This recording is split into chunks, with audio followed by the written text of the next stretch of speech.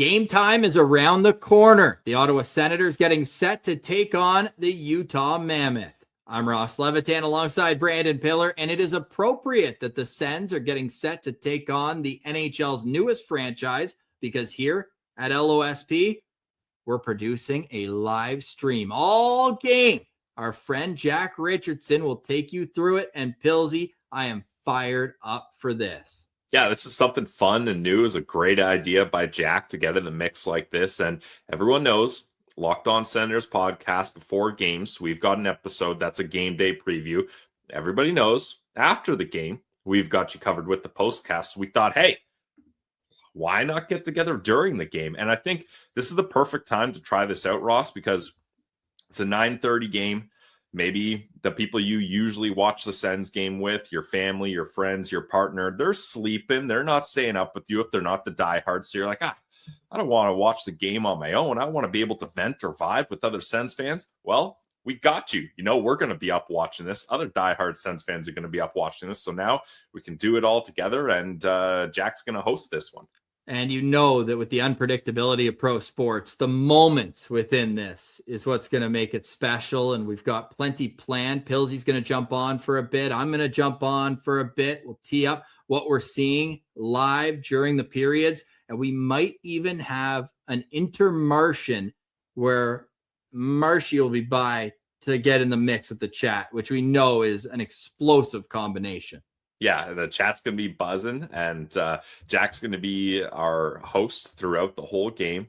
We need, Ross, we need a big win for this one. It'd be great to start it off with that. I mean, we started the postcast when times were down for the Ottawa Senators, so maybe starting the watch party, the live watch party, will be just the slump buster this team and this fan base needs. Well, puck drop is next, and we've got Jack standing by. He'll give you some final thoughts leading into this matchup, and then grab your coffee or tea, whatever will help you stay locked on to the Senators game against the Utah Mammoth. We'll see you in the postcast after, and we'll be checking in throughout the live stream here, presented by our good friends at the Glebe Central Pub.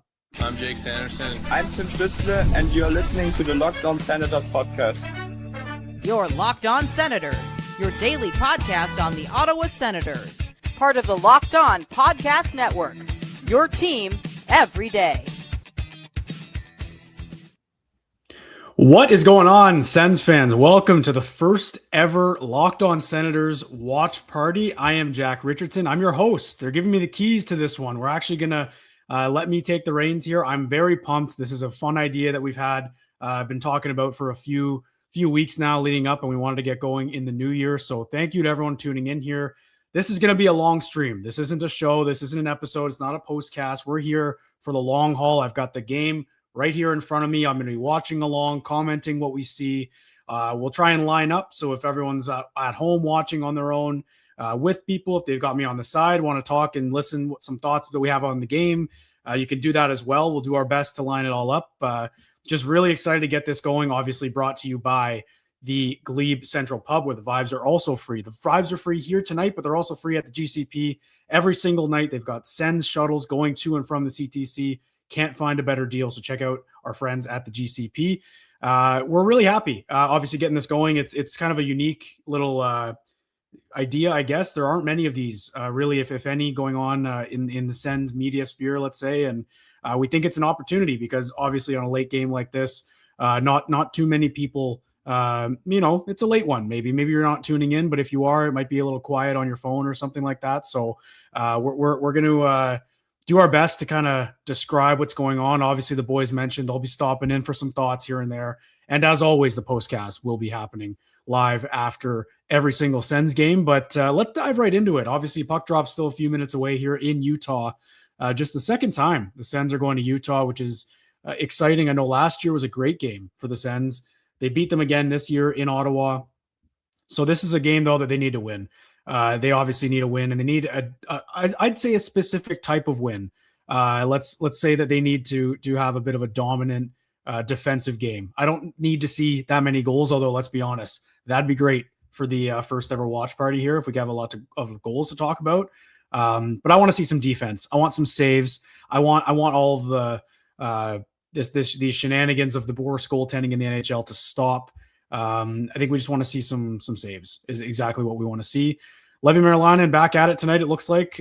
So we'll make sure that's the case. I know that the Sens put out their projected lineup, but maybe they do end up starting Mads Søgaard. Just on the road, it's a bit different. So whoever's in net, doesn't matter who it is at this point, we need a save. We need some saves. So that's what we're going to go for. And obviously, everyone feel free. Share it to your friends. Share the link. I'm going to be here the whole time. Again, we're going to have Martian come in here in the first intermission for an Intermission, a live one in person, not just over Twitter Spaces. So that should be fun. He'll interact with the chat, and I can go take a little bathroom break or something like that. But I'm really excited. I think I've done 2 of these in the past, and I really enjoyed it. It was a lot of fun. The one game I remember, I forget the other one I did, but one for sure was ironically against the Detroit Red Wings.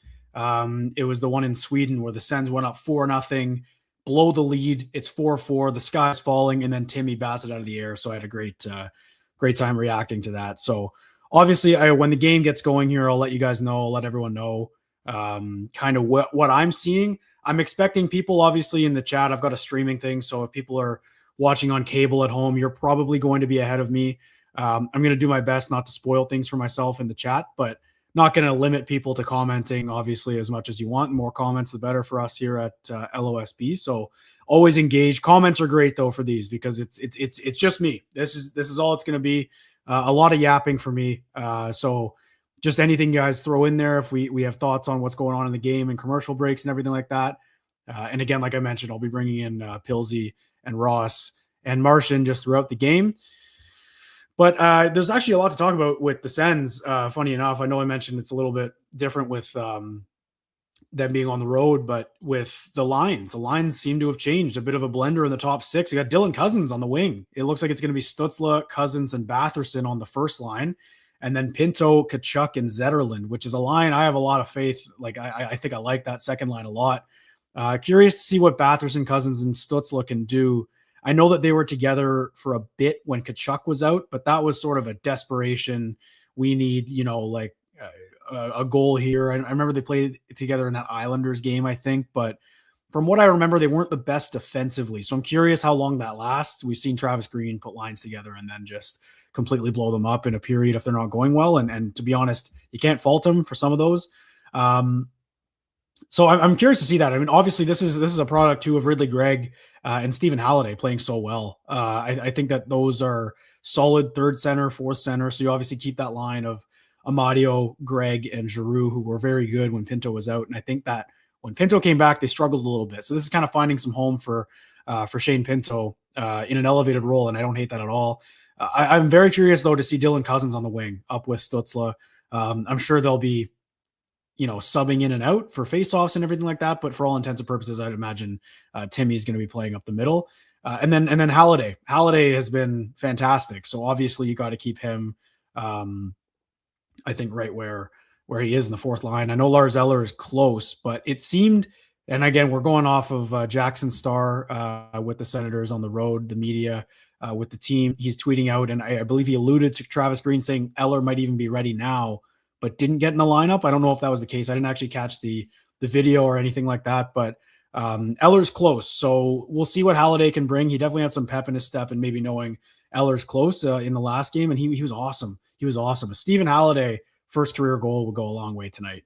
And I just want to touch on one thing I'm already seeing in the chat here.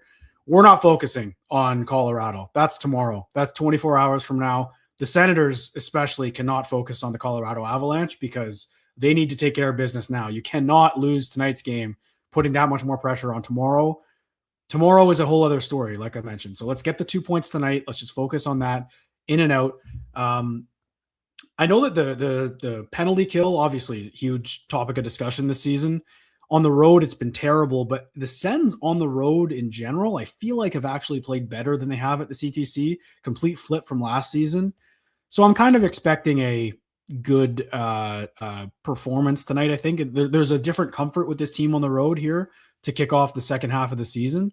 We'll just see what that's like. We'll see what they're able to accomplish. Yeah. And I think in terms of another thought about this game is Obviously, Utah in the news today, getting the Winter Classic for next year with the Avalanche. I don't know if anyone saw that location of the stadium they're going to play at. It looks great. So kind of neat that the Sens get to play the Winter Classic matchup back to back here.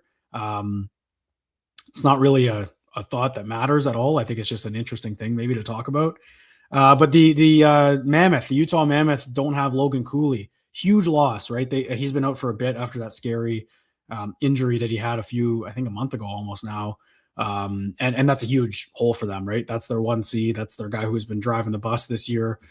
So they've got Clayton Keller, some dangerous options still. And I really like the Mammoth. I do. I know the boys mentioned it on the show today in their preview, but I think that it's surprising where they are. You know, if at your own peril, Sens fans, don't look at the Western Conference standings too hard, because you'll realize how much better you'd feel about the Senators season right now if they were in the West. But the Mammoth have a worse record than the Sens, but they're fourth in the Central Division, the loaded Central Division with those top three teams. The rest of the West, they've got maybe 6-7 teams that are,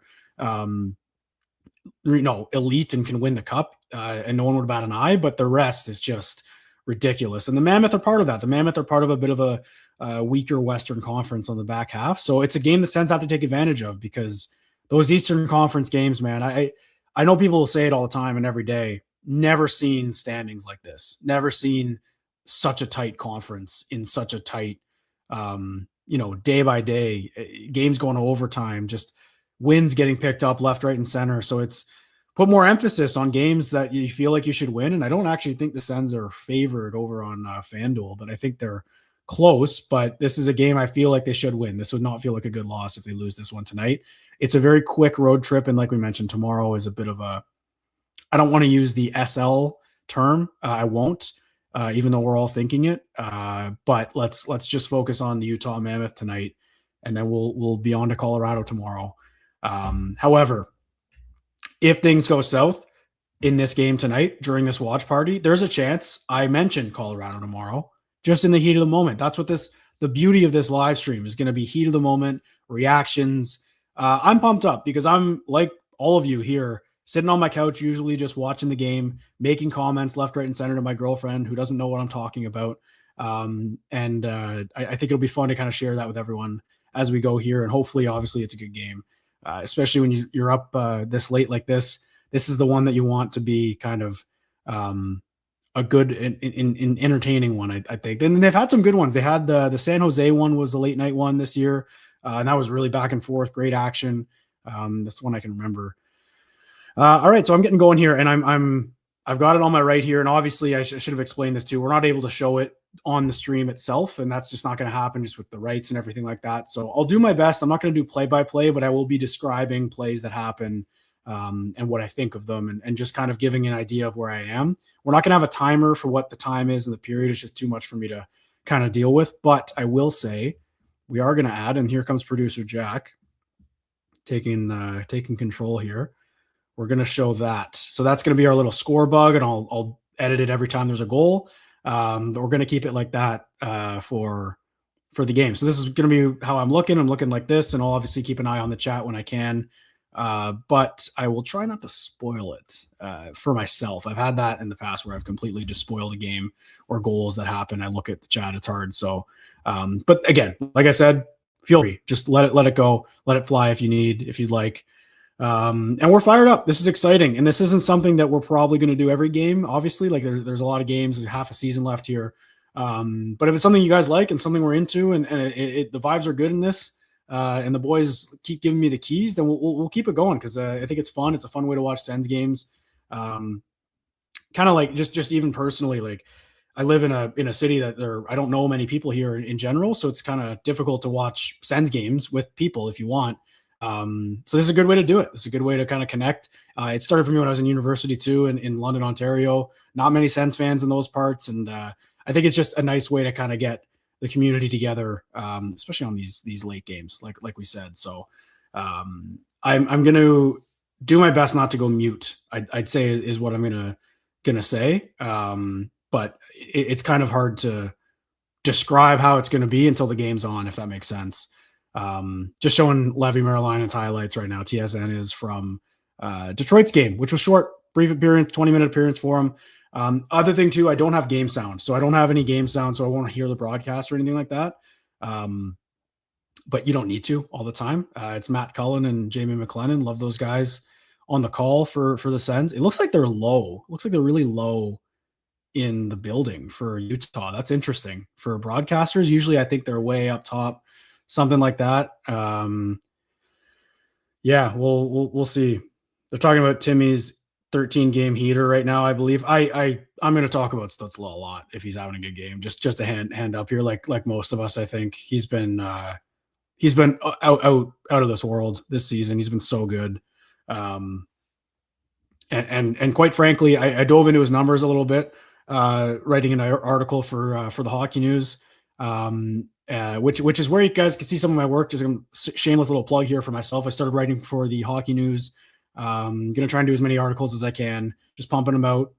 First one obviously was talking about the goaltending, which hasn't been good. But I talked about Timmy's 13 game point streak. Their record is 7-5-1 on that 13 game heater. That doesn't feel good enough for how much he's contributed. Your best player is contributing. So they need to start finding some wins when he's playing like this, because it's really remarkable. Like, he's tied for 5th in franchise history, one off his career high of 14 that he set last year. Just climbing the ranks of Senators legends. All right, now they're showing the lines. That's what I got in front of me. I got the line combos. I feel like I'm right in line with cable. I feel like this is pretty lined up, and showing all the lines. Cousins on the right wing.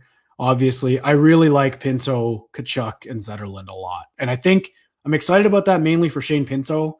That's going to be all offensive situations. There's no way, maybe Pinto for draws and stuff, but Ridley Greg, Amadio, and Giroux is their shutdown line now. So I'm excited to get Pinto in those situations. I think he needs to be in those spots. I mean, he's a high paid forward now. They need him to score some goals for them. So it's a good spot for Shane Pinto. And I like the idea of him with Tkachuk as well. And I really like Tkachuk and Zetterlund together. I think that's a nice winger combo. I think I pointed out at some point, we spent so much time talking about Zetterlund with Stützle and how that was a fitting match made for heaven, or whatever the saying is. I'm starting to think that Tkachuk and Zetterlund were meant to play together. They're both just hounds on the puck, physical and skilled, obviously. So I like them together. 18 power play points for Dylan Cousins is tied for 9th most in the NHL. That's pretty good. I mean, they're on a good power play. They're a good power play, and that's where a lot of his production will come from. I think they want a bit more 5-on-5 scoring. You'd like to see that from Dylan Cousins, but sneakily, I know that's a word.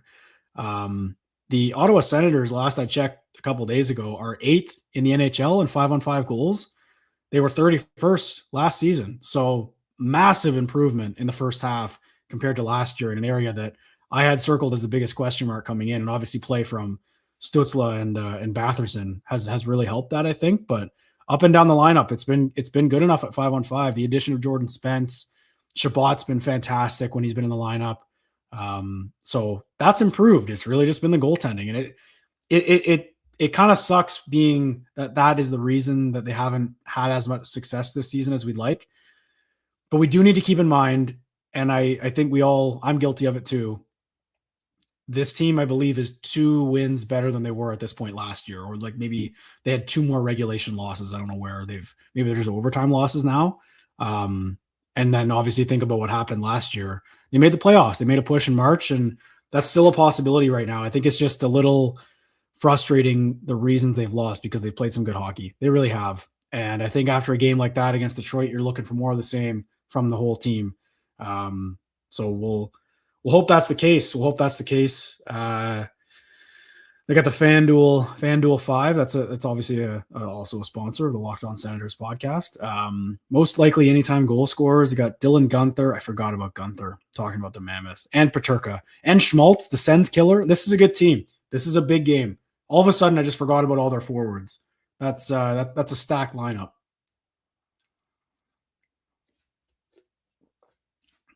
Just ignore my massive water bottle here. I think I make it a mission to have just the biggest possible water bottle, and I need it for a night like this. So I'll be using that obviously throughout the night. All right, just going to break here, and then I'll come back with puck drop. That's where I'm at. And again, if it's off by a few seconds, I don't expect people to pause it.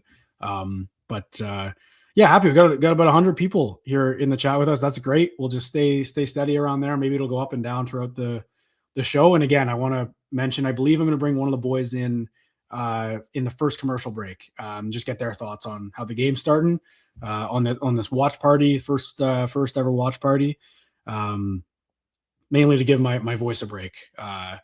And usually I think it's funny because when you do a show with the guys and there's other people, you want to do your best to be quick and concise and make sure you can move on to the next person and everyone get their points in. But this is just me. I'm a free reign right now, for better or for worse. They gave me the keys. They gave me the thumbs up. But in all seriousness, I think this is a great idea, and I'm glad that the boys were on board with it, because I think it's a great way for us to just reach new people, touch new content, and give it a go. Because I don't know if people know, but obviously Ross and I are Bears fans.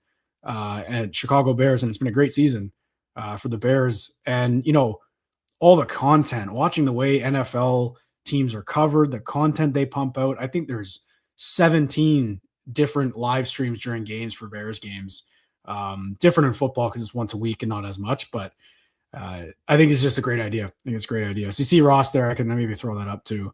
We'll have Pilsy jumping on mid first period, Ross mid second period, and the Martian is swinging by for an intermission chat. The Martian, that's our favorite thing, and I know that those are fun on Twitter, so hopefully he's able to recreate that again. So yeah, we'll get Pilsy in here after the 14-minute mark with a quick I got distracted because they're showing Levy's stats. That's not good. Wow. 869 is just, it's just not good enough. It's not good enough. So let's see what the kids got. Let's see what the kids got, because you're at a point here with Marilinen, like you need if he can't figure it out soon, it's got to be a Belleville conversation with him, right? And I know that Olmark's return kind of it's dependent on that, but man, you're at the risk here. Like last year could just look like a one-off if he can't figure it out the rest of the year. So hopefully in the second half, he's able to kind of wake up there. Look at that aerial shot of Utah. I feel like Utah is kind of a sneaky good destination to go watch a game. I know that it's not one of these crazy cities like Nashville or Vegas, but that building looks cool, and I think that's a great fan base from everything we've seen so far. Good expansion by the NHL, or good relocation, I guess I should say. Toss a mirror up behind you and watch the game that way. That's funny. That might be a good idea. Yeah. All right. That's Stephen Halliday showing his stats. Like that he's getting focused. All right. Puck is down. So we've got Pinto, Zetterlund, and Kachuk starting, getting on a forecheck. It's good. Zetterlund's doing a nice job down low. Like I like the look of this line. That's what the Sens do. And here's a bit of a rush here for Utah. Yeah, I think this is where I'm a little bit worried about this forward line defensively. There's a good stop by Levy to start, but again, like the rebound control concerns me with him. I don't know. That was a bit of a shaky rebound. I think that's one he's got to just swallow. We saw it on the second goal against Detroit the other night. There's a early icing on the Mammoth. We'll probably show the replay here because it was a decent chance. And what I was saying, I don't know about Zetterlund and Kachuk defensively with Pinto, your best defensive center, So that's an interesting line right now. But hopefully they get some time. That's a good save. Maybe that's not a rebound one. I don't know if they'll show that again, but maybe I'm just being too hard on them. I don't know. Another loss or a lost draw, I guess. Gunther is a very good player. He's the guy to watch out for, I think, on the Mammoth.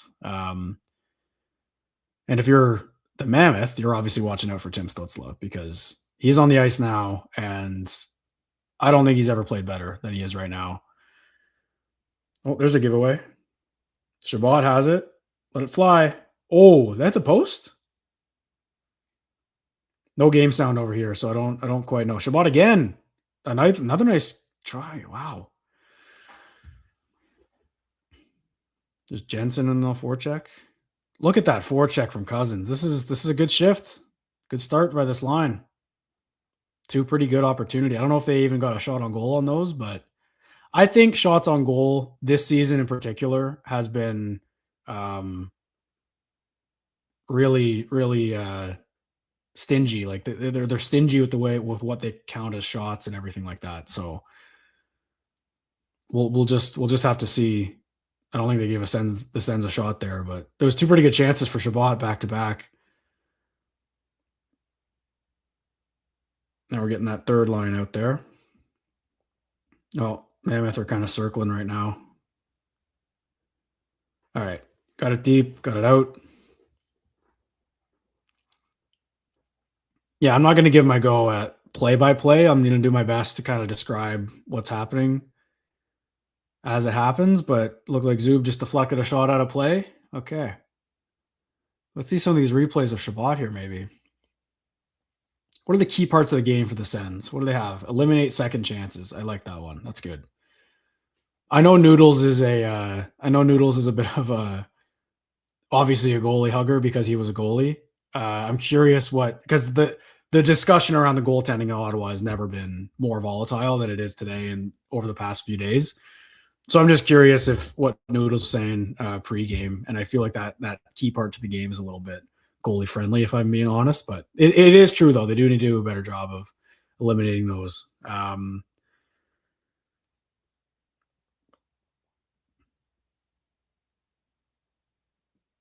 Here's Cousins bringing it up. I think Nick Cousins has been great little fourth line winger lately. He's been just a pest. I think he struggled to find his game a bit last season, even though he was effective at times. But he's really impressed me this year in his second year as a Senator. And being with Halliday, he's been at his best with Halliday. There he is again, just breaking plays up. That's what Halliday's got to do. Especially in this role as a fourth liner, you're not going to get a lot of ice. But I've really liked Halliday's game, which has been a nice surprise because the forward prospect pool is pretty thin for the Sens, and the fact that he's kind of emerging as a guy you can look at and say, yeah, he can play, it is a huge positive development. It was a nice play by Zetterlund. Oh, here's Brady. Couldn't get it through. Couldn't get it through to Pinto. That was a nice look, though. What I'm noticing about Utah right off the bat, they are quick. They're a fast team, and here they are. Okay. That's a chance in front a little bit. This is the second time with this new Pinto, Kachuk, Zetterlund line. I don't like it. I don't like the way they're looking in the D zone right now. And it's 1-0 Utah. Okay. All right. I called it out on the first shift. That was the first shift. They were running around, and it happened again. They had a decent chance at the other end. I'll just edit this quickly.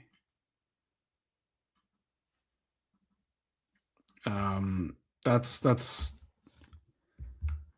in terms of an ideal start, that's as far as it gets from an ideal start for the Sens. That's Krause again. I mean, he had the chance on the first shift. He was the one who had that good look, and then that's one you can't really fault Levy for. Do you want to save? Yeah, you do. But in my opinion, that's a quick play in a pretty dangerous area to score a goal. So not great defense from the Sens. A bit uncharacteristic, but yeah, I know that it's Zub and Sanderson also out there running around a little bit, but to me that's the forwards. I just don't know about that line defensively, and they're an early dash the first time together. That's twice now they kind of got hemmed in their own zone. So yeah, bad start by the Sens. Exactly what they couldn't have. Especially when it's in the slot like that, a chance, it's in that gray area where the wingers and the D man are responsible, right? Depending on where everyone is.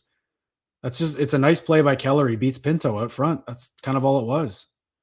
And Krause just with a nice one-timer. I don't think you can blame Levy on that one. I got to be honest, but the thing with Marilainen, there's been a couple early goals that he's let in that aren't on him necessarily, but at some point you need a save, right? You need something to give momentum to your group, and he hasn't been able to do that enough this season. So we'll see what the next little flurry here looks like. But at the moment, the shots are 3-0 for the Mammoth and 1-0 on the scoreboard. So the Sens haven't really done much offensively to start this game. They're running Jack, in the what zone. up, buddy? Pilsy, not great. Not a great start, eh? No. Well, first off, bad bounce by me, blacked out on all my premium subscription plans that I pay No way. small fortune for. Of course, the one game we decide to set up a live watch party. I'm all set up here. I'm excited to go, frantically looking around. All my things not working. Tried on the PlayStation, on the phone, on the laptop, on the TV. Nothing's working. So I'm on my phone hotspot right now, fooling the blackout overlords. And of course, Jack, as soon as I turn on the TV, my lookout player scores a goal for the Utah Mammoth. I mean, Lawson Krause right in the slot there. That's a tough way for this to go. But hey, we're gonna bounce back here. It's the first LOSP live watch party. I'm happy to join you, Jack, and let's see if I can be a bit of a slump buster here. Yeah, a lot of hockey left, Pilsy. A lot of puck left to play, and obviously, yeah, I mean, happy to have you here. Happy to have the opportunity to do this. It's fun, man. I'm pumped. It's been a good start for the show, not for the Sens. But yeah, I've got the game here. I'm at the 14:36 mark right now. I don't know where you are. I'm like a couple seconds behind you. Maybe I'll see if I can bump to I can keep it to a minimum when we're both in here, just what the reactions are. But yeah, mainly talking about the lines to start and just what we think of the new look top six. But I mean, Tkachuk, Zetterlund, and Pinto didn't have a great start. Like, they were out there for that goal, so I didn't like the way they looked early, just running around a little bit. But yeah, I mean, it's probably going to take a little bit for these guys to get their chemistry together. Especially, it's going to be interesting to watch Dylan Cousins on the wing. We haven't seen much, if any, of that this season. Have we seen Cousins on the wing? I think maybe a little bit. Barely. It was barely when Tkachuk was out. They'd load up that top line with Matherson, Cousins, and Stützle. But, like, I don't know if I love it, man. I got to be honest, because your top six wasn't struggling, were they? Like, I don't know. Like, to me, that's a move where you're like, you don't really have a home for Ridley Greg, and he's been playing well at center. So I think that's why they did it. Yeah, agreed. And I guess maybe just Green trying to get a little bit more time for Pinto. I mean, Pinto's playing top power play, or not top power play, second power play. He's playing on the penalty kill. He's getting a lot of the hard assignments, even on that third line. So, yeah. Oh, that was a close one. I'm at 13:23 now, Jack. Okay, yeah. No, I'm about 10 seconds ahead. Okay. I can just pause it for a bit, I think. I'll wait about 10 seconds. Wait, let me know when you're at 13:03. 13:05, 4, 3. Okay, cool. Bang. So everyone, this is our first test of this. So we're working out some kinks. I'm not a tech guy, Jack. I don't know if you tout yourself as a tech guy. So if people have suggestions about how we can do this or things like that, let us know. And we're going to do our best here. One thing a lot of people are looking for is, oh boy. Oh, okay. Oh, we might be in for one here, Pilsy. We might be in for a bad one. We're on time on that one. Yeah, that's not good. Okay. I was actually going to say, and I get to flex it a little bit here. I'd say Ross and I kept it simple when we were talking about this today. So I've got the banners down. I've got the video to start down with the overlay and everything. So we're keeping it simple, but I think we're good. The one thing people have been saying, and I've noticed it, and I kind of agree, I don't know how we could make it work, is like a little clock just showing what time it is. But I'm also, I'm getting a bit nervous now that I'm just going to be writing Utah and how many goals, because this is just a terrible start. This is literally the worst possible start for our first ever live stream. We picked a hell of a game to do it, but we're working out the kinks. And that's a shot that misses the net, and then it's a defenseman that gets that space and gets that puck before any Ottawa Senators player does. Like, obviously, we're not loving the goaltending there, but I mean, what's Levin Marilyn supposed to do there? That shot misses the net and nobody gets to it. That one, I might be putting that one on the players. So this is what I was saying, I think, right before you came in, Pilsy. Like, the thing with Marilyn has been, he'll let in a goal or two where you're like, you know what, not on him or not on whatever. And then he lets in another one, and then it piles up, and then it's all of a sudden 3 goals on 10 shots. Like, you need a save. You need a save from your goalie, and I think that one, I need to watch the replay again. That's one thing I'm missing when I'm doing the banners and everything. I don't really get a chance to see it quite quickly, but that, like, I know it's a crazy bounce, but be in the net, like he bit hard on whatever it was, the first shot. And it's just reaction time to me, I guess. I know he was actually kind of there and it was a quick play, and I'm probably over exaggerating, but it's context, right? Like, this hasn't been a good year for him. Here's Zetterlund. Oh, what did he just hit? Was that Zub? It looked like he just hit Pinto in the net. Jeez.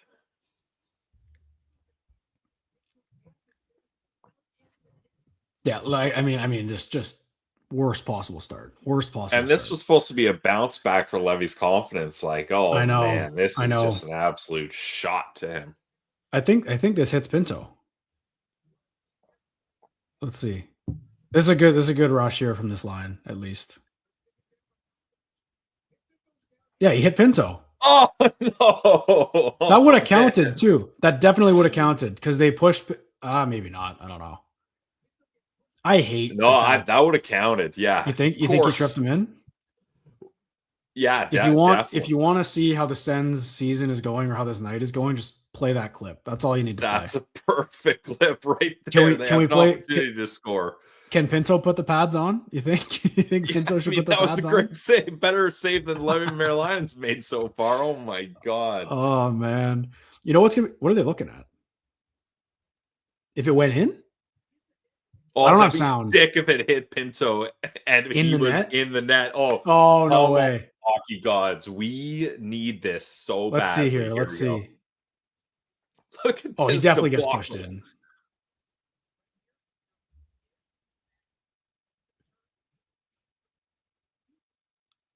Oh, you can't see that. There's no way they're going to be able if they called the Shabbat play offside last game, this is a goal on those standard.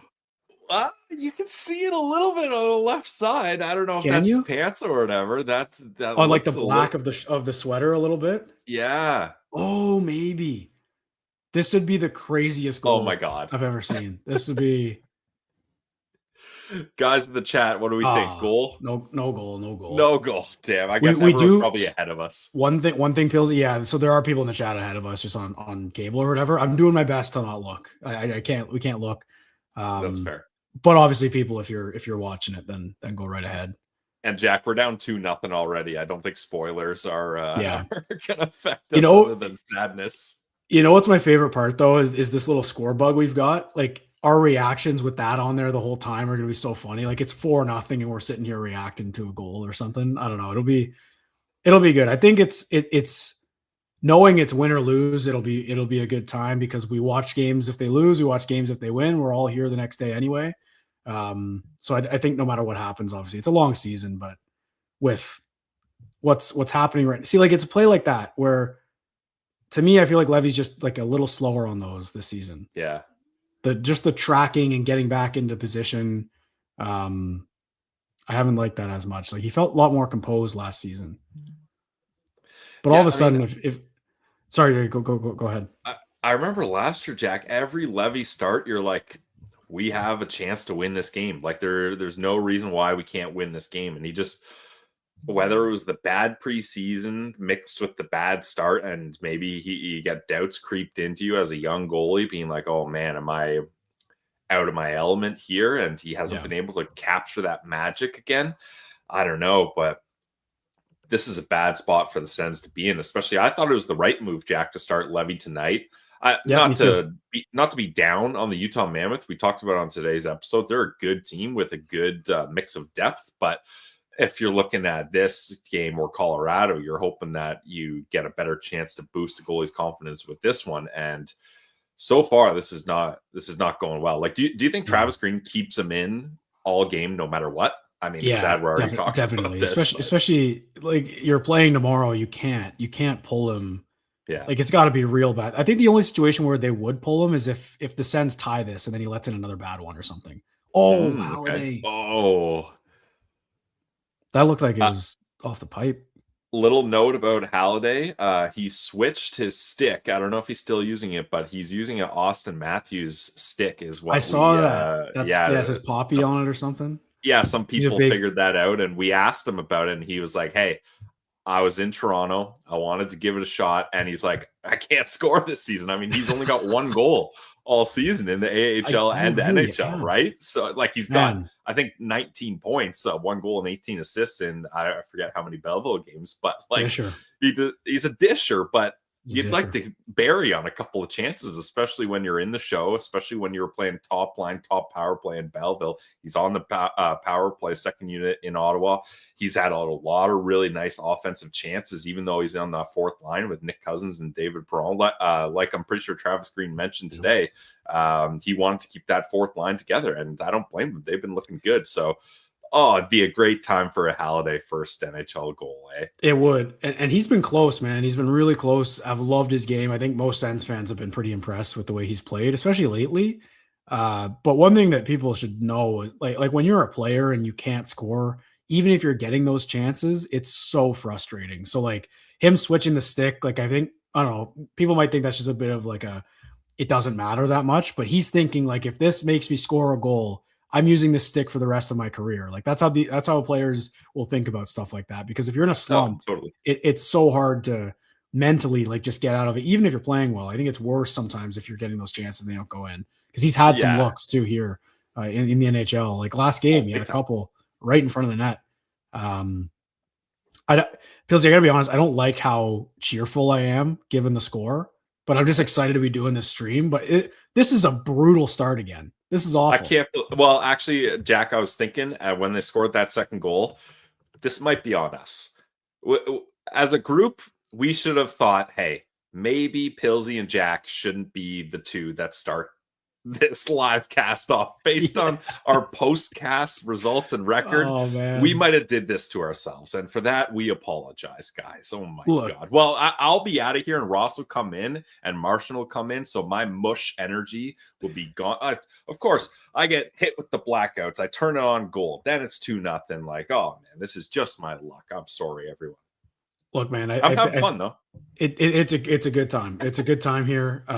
Sens are starting to push a little bit. Let's just say that we're gonna manifest something. They have 2 more shots than they did when it was 2-0, I think. So, and as far as I'm concerned, that was a goal. They just if Amazon Prime, they would have called that a goal. So, well, really, quite frankly, I mean, if Pinto got out of the way, that's a Zub goal. But he didn't. He just stood there and took it. But then you could say the goalie's in the way if Pinto isn't in there because he got pushed in. But anyway, or maybe Pinto on that play, get right in the net, buddy. Fully get in the net. Make sure your body is not covering that goal line next play. He was on his way out, it looked like, or something like that. Like he was trying to get out, I think. Levy just almost iced it looked like. Yeah, man. I mean, the Mammoth look good. They look like they're jumping on a team that traveled yesterday. Quite frankly, but I think travel. Oh boy, this is a Mammoth team with no Logan Cooley, Jack. Like that's what I was saying. Yeah, before the game started, I'm like they don't have their best centerman, like their best player, really, right? Like, but they still got some guys, and I mean, I don't know who got the second one. Was it Marino? Marino, yeah, that's a guy I like, and I wanted the Sens to go for him when he was available. He's having a really good season. So many of those. He looked behind him. Okay. There's so many of those defensemen over the years where I've looked at them and been like, that would have been a great guy to come to Ottawa, and they never do. Yeah. So another commercial. All right. 2-0 Mammoth.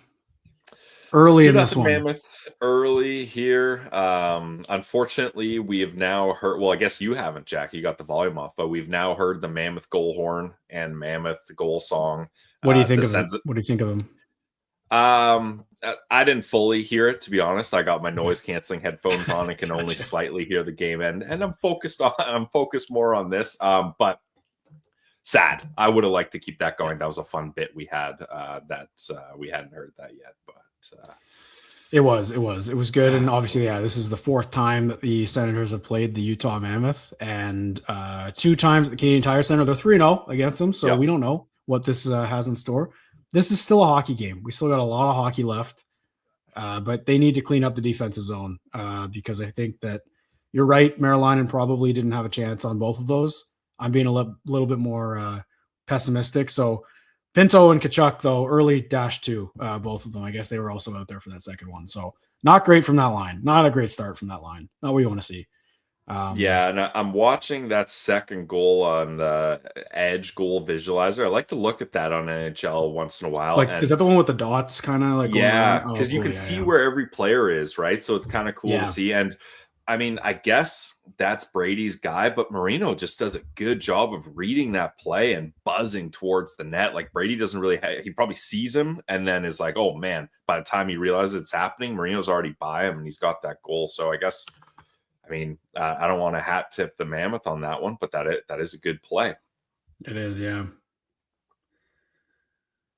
And this is the thing, like you should be able to survive periods or shifts or half a period where the other team's better than you, right? Like they're not going to win every period and every shift. Yeah. But I think for the most part, they've done a really good job of not letting that happen, and they're still losing games. Like Monday against Detroit, like they were. Yep. It was not like this, but it was still kind of the same result,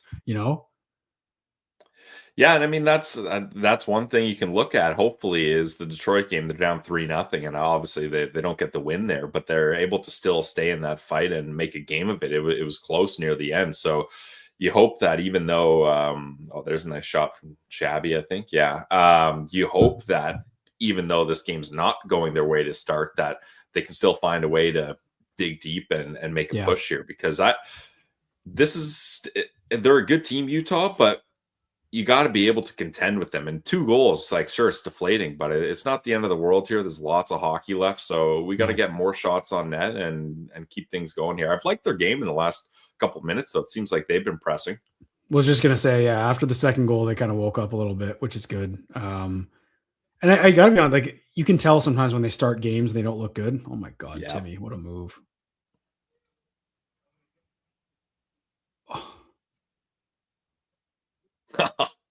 Did you just saw that?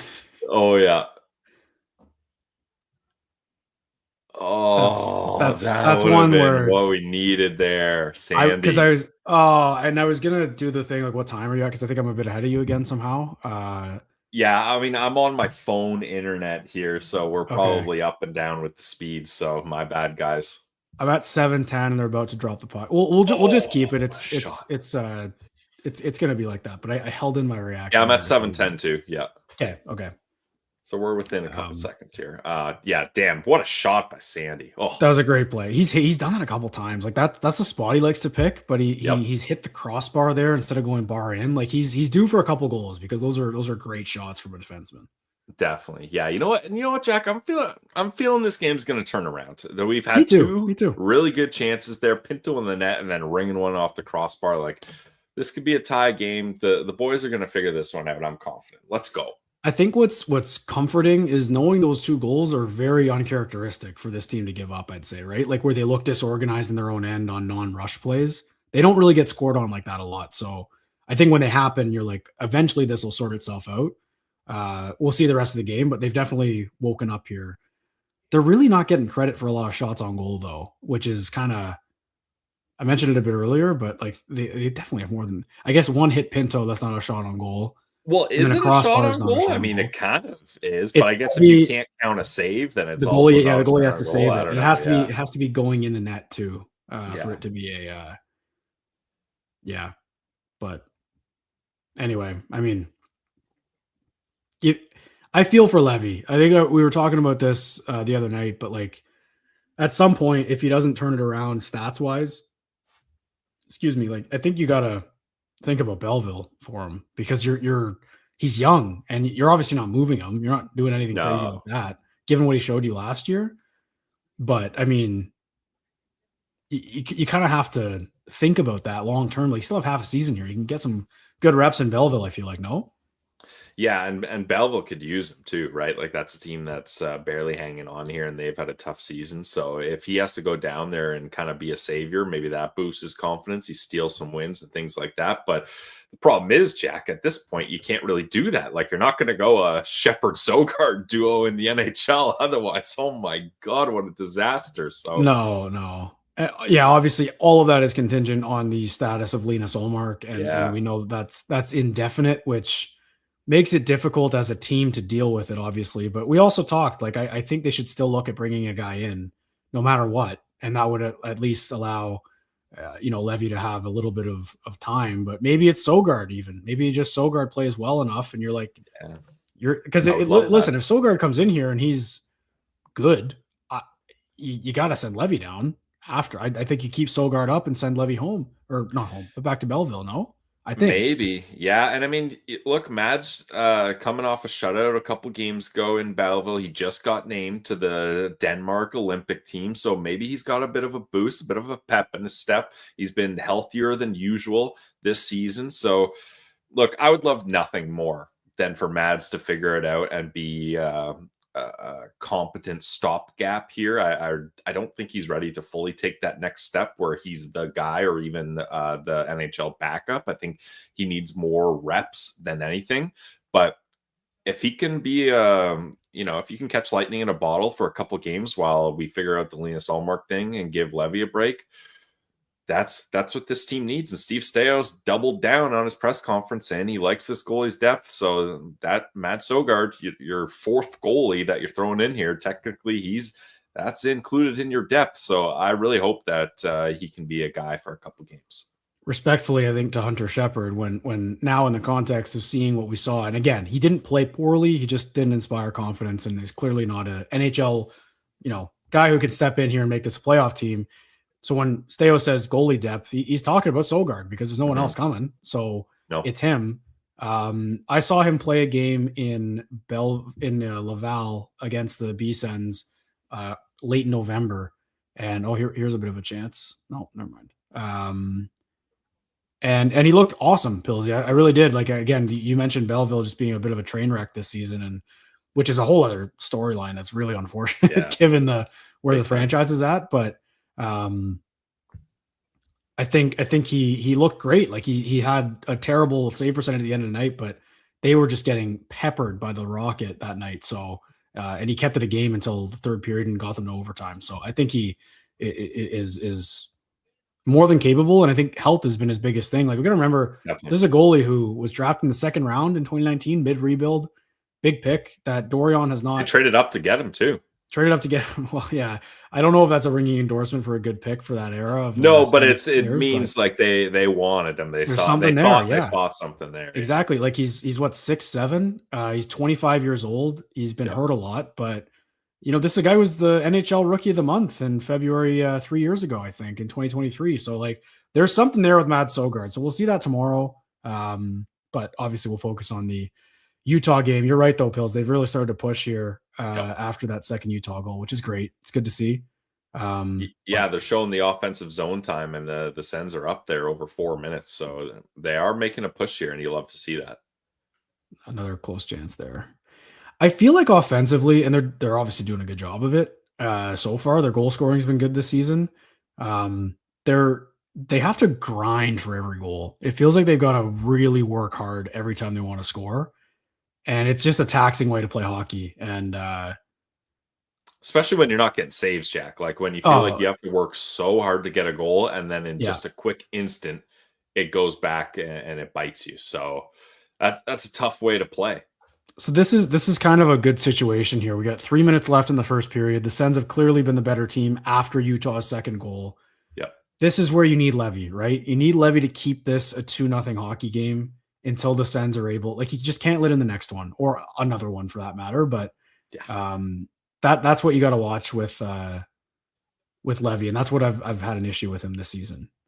All right, that's a good freeze. I love a good freeze from a goalie. Jensen, my God. Yeah, right into the ref, eh? Right into the official. That's just, it's been puzzling with him, man. It's been puzzling this season. I know that a lot of people are pointing to the surgery, and that's fair, but it's just been mental errors too. Like that's not your hip doing that. That's tough. That's just a reactionary mental error that he just made. And like, I know people will get, like, the players will be like, get out of the way to the ref, but like, man, don't skate into me. Like, the ref's backed off against the boards. Like, he's trying to get out of there. Yeah, that's tough. Jack, while we're on the commercial break, let's get to some of the starred comments here. I know you've been saying Sure. you didn't want the chat to spoil things for you, but we got some Oh, yeah. starred comments here. Frederick says, pretty cool to have a Sens watch party. Great job, guys, and good luck, Jack. Might I suggest to have a live box score for next game? That's a great suggestion, Frederick. Unfortunately, we don't know how to do that. So I guess if people have a suggestion, let us know. But go ahead. Does he? I guess Frederick means like a time, like in the period and everything like that. Like that's almost above our pay grade. I feel like, Pilsy. I don't know. It's above my pay grade. I'll tell you that for free. It would be a great difficult. idea, though. I think you need another person just behind the scenes controlling that, because there's no way I'd be able to do it at the same time and keep it in lock, right? Like it'd just be too difficult to run in that way. But I think it's a great idea, because he's right. Like other ones you watch have those score bugs up top, whatever, their own little one like that. But yeah, at the moment it's preliminary. This is the best we're going to get down here. Hopefully you can add a couple more to the Sens side there to look a bit more professional, but we're doing what we can here, but we appreciate the suggestions. Will Scott says, honestly, I'm more worried about our defense than goaltending. Clevin turned not so good, and Jensen has forgotten how to be a defenseman. Both shouldn't be on the ice or on the roster. I mean, yeah, Jensen, we all know the struggles he's had. And I mentioned it on today's episode. Clevin was my locked on player, Jack, because I wanted to see him bounce back, want to see him turn around. Jordan Spence is a guy that makes all his partners analytically, I shouldn't say better, but they always have really good analytics. So you hope that he can help out that bottom pair. And then Jackson says, where's the E-Bug goalie from last season who was running on the road with his gear? We need him. I mean, that was a legendary story. We need a goalie to want to be in there that badly. Like, I want to see when Linus Ullmark is ready to come back from personal leave, Jack, down Palladium, gear on his back, and just ready to roll. Like, that's the kind of motivated goalie I want to see here. In the snow, too. I thought about that guy. I forget it. I'm blanking on his name, but I thought about him. Sorry. I thought about him the other game when Shepard was in, because I was just like, what, like the carousel in this crease, the goaltending story is always something to talk about. It's wild, yeah. And I got a spoiler from the chat here, so let's see how this goes, Jack. There we go. That's a big one. You mentioned the spoiler, so I'll just react there. I think I have to. Okay, nice. Good. Yeah, and you know who that is, Pilsy? That's Ridley Greg. Ridley Greg is on a heater, folks. He is. That's a great goal. That's just a greasy goal. I love those, man. Those are my favorite ones. There's a Zub shot from the point, I think. Yeah, they mentioned the ref helps us out there. That is the hockey gods right there. Ref screws you, and then the bounce goes your way, hitting the ref. That's so perfect. Exactly. Man, Ridley Greg, good for him. He had a slow start. Slow start. And then when Pinto got hurt, he really woke up, it looked like. No? Like he just he's found a new game, and he's clearly more comfortable at center ice. So they're gonna have something to figure out there. Oh. They're having a good second half of the period here. This has been a lot better. Yeah, we were saying it. We noticed it. And what a play. Stick lift right at the end there. I find with Stützle, man, every time he's on the ice, they're in the O-zone. Like he's just so effective at transitioning the puck if they ever find themselves in the D-zone. He's just unbelievable this year. I like that you mentioned Jordan Spence. I've loved the way he's able to take a hit and just keep the puck moving. Like contact doesn't scare him or doesn't make him make a bad play if he gets hit. And for a smaller defenseman, I think that's so important, because we saw, holy, that was close. Okay. All right. Crisis averted. Okay. Odd man rush. I see what we're getting into here. Oh, okay. Yeah. Good battle by Levy there. Yeah, that was good. That was a good battle. It looked like Clevin might have lost some position. But yeah, with Spence, like he had an example of it right there before that rush. And he just kind of did it again. Like his little plays along the boards are really impressive to me. Like his puck moving is just so good. It's so good. Something that doesn't really, like, it probably ends up showing up in the analytics, but stats don't show a nice pass off the boards when you're getting forechecked. But he's so good at it. Yeah, just nice little plays, calms everything down so Clevin can make a good outlet pass there. That was nice.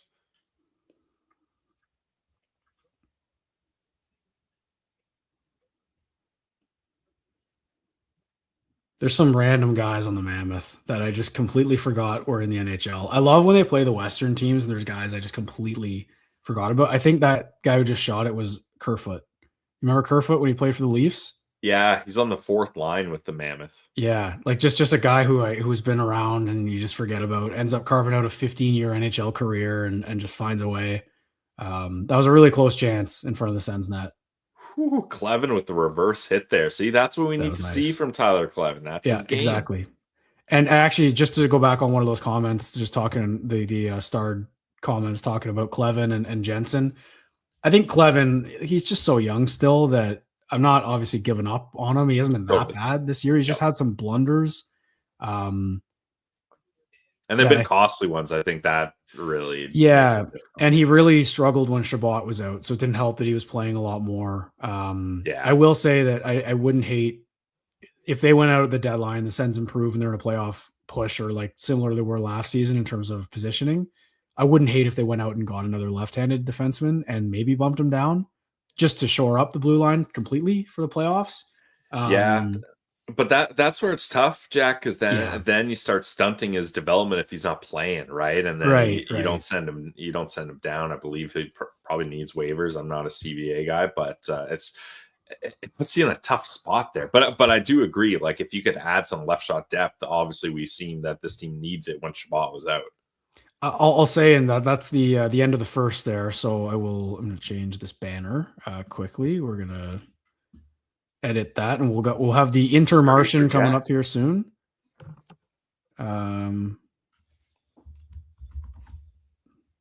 First int, but I think Clevin's a guy where I don't want to throw this around, obviously, because it's a guy on the team that's been here for a while. Like I could see him being a guy in a trade.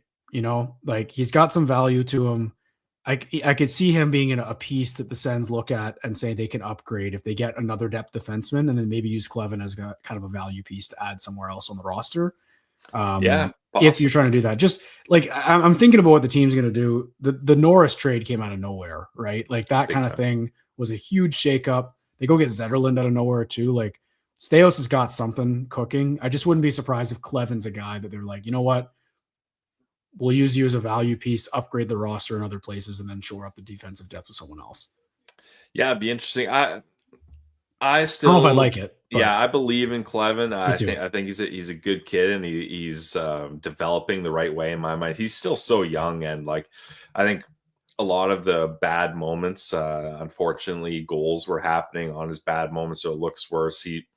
Him having to play the second pair when Shabbat was out, it's a spot he's not ready for. And I think that's unfair to kind of judge him on that. And let's not forget, him and Matt Timpalo were a great pair in the playoffs. I mean, you had Mark Messier on the panel crediting how good he thought Clevin played. So I think there's a good player there. And I would be disappointed if the Sens moved on from him in a trade. I mean, obviously it depends what's coming back, but I do think that he's a guy the Sens want to give a proper timeline to here.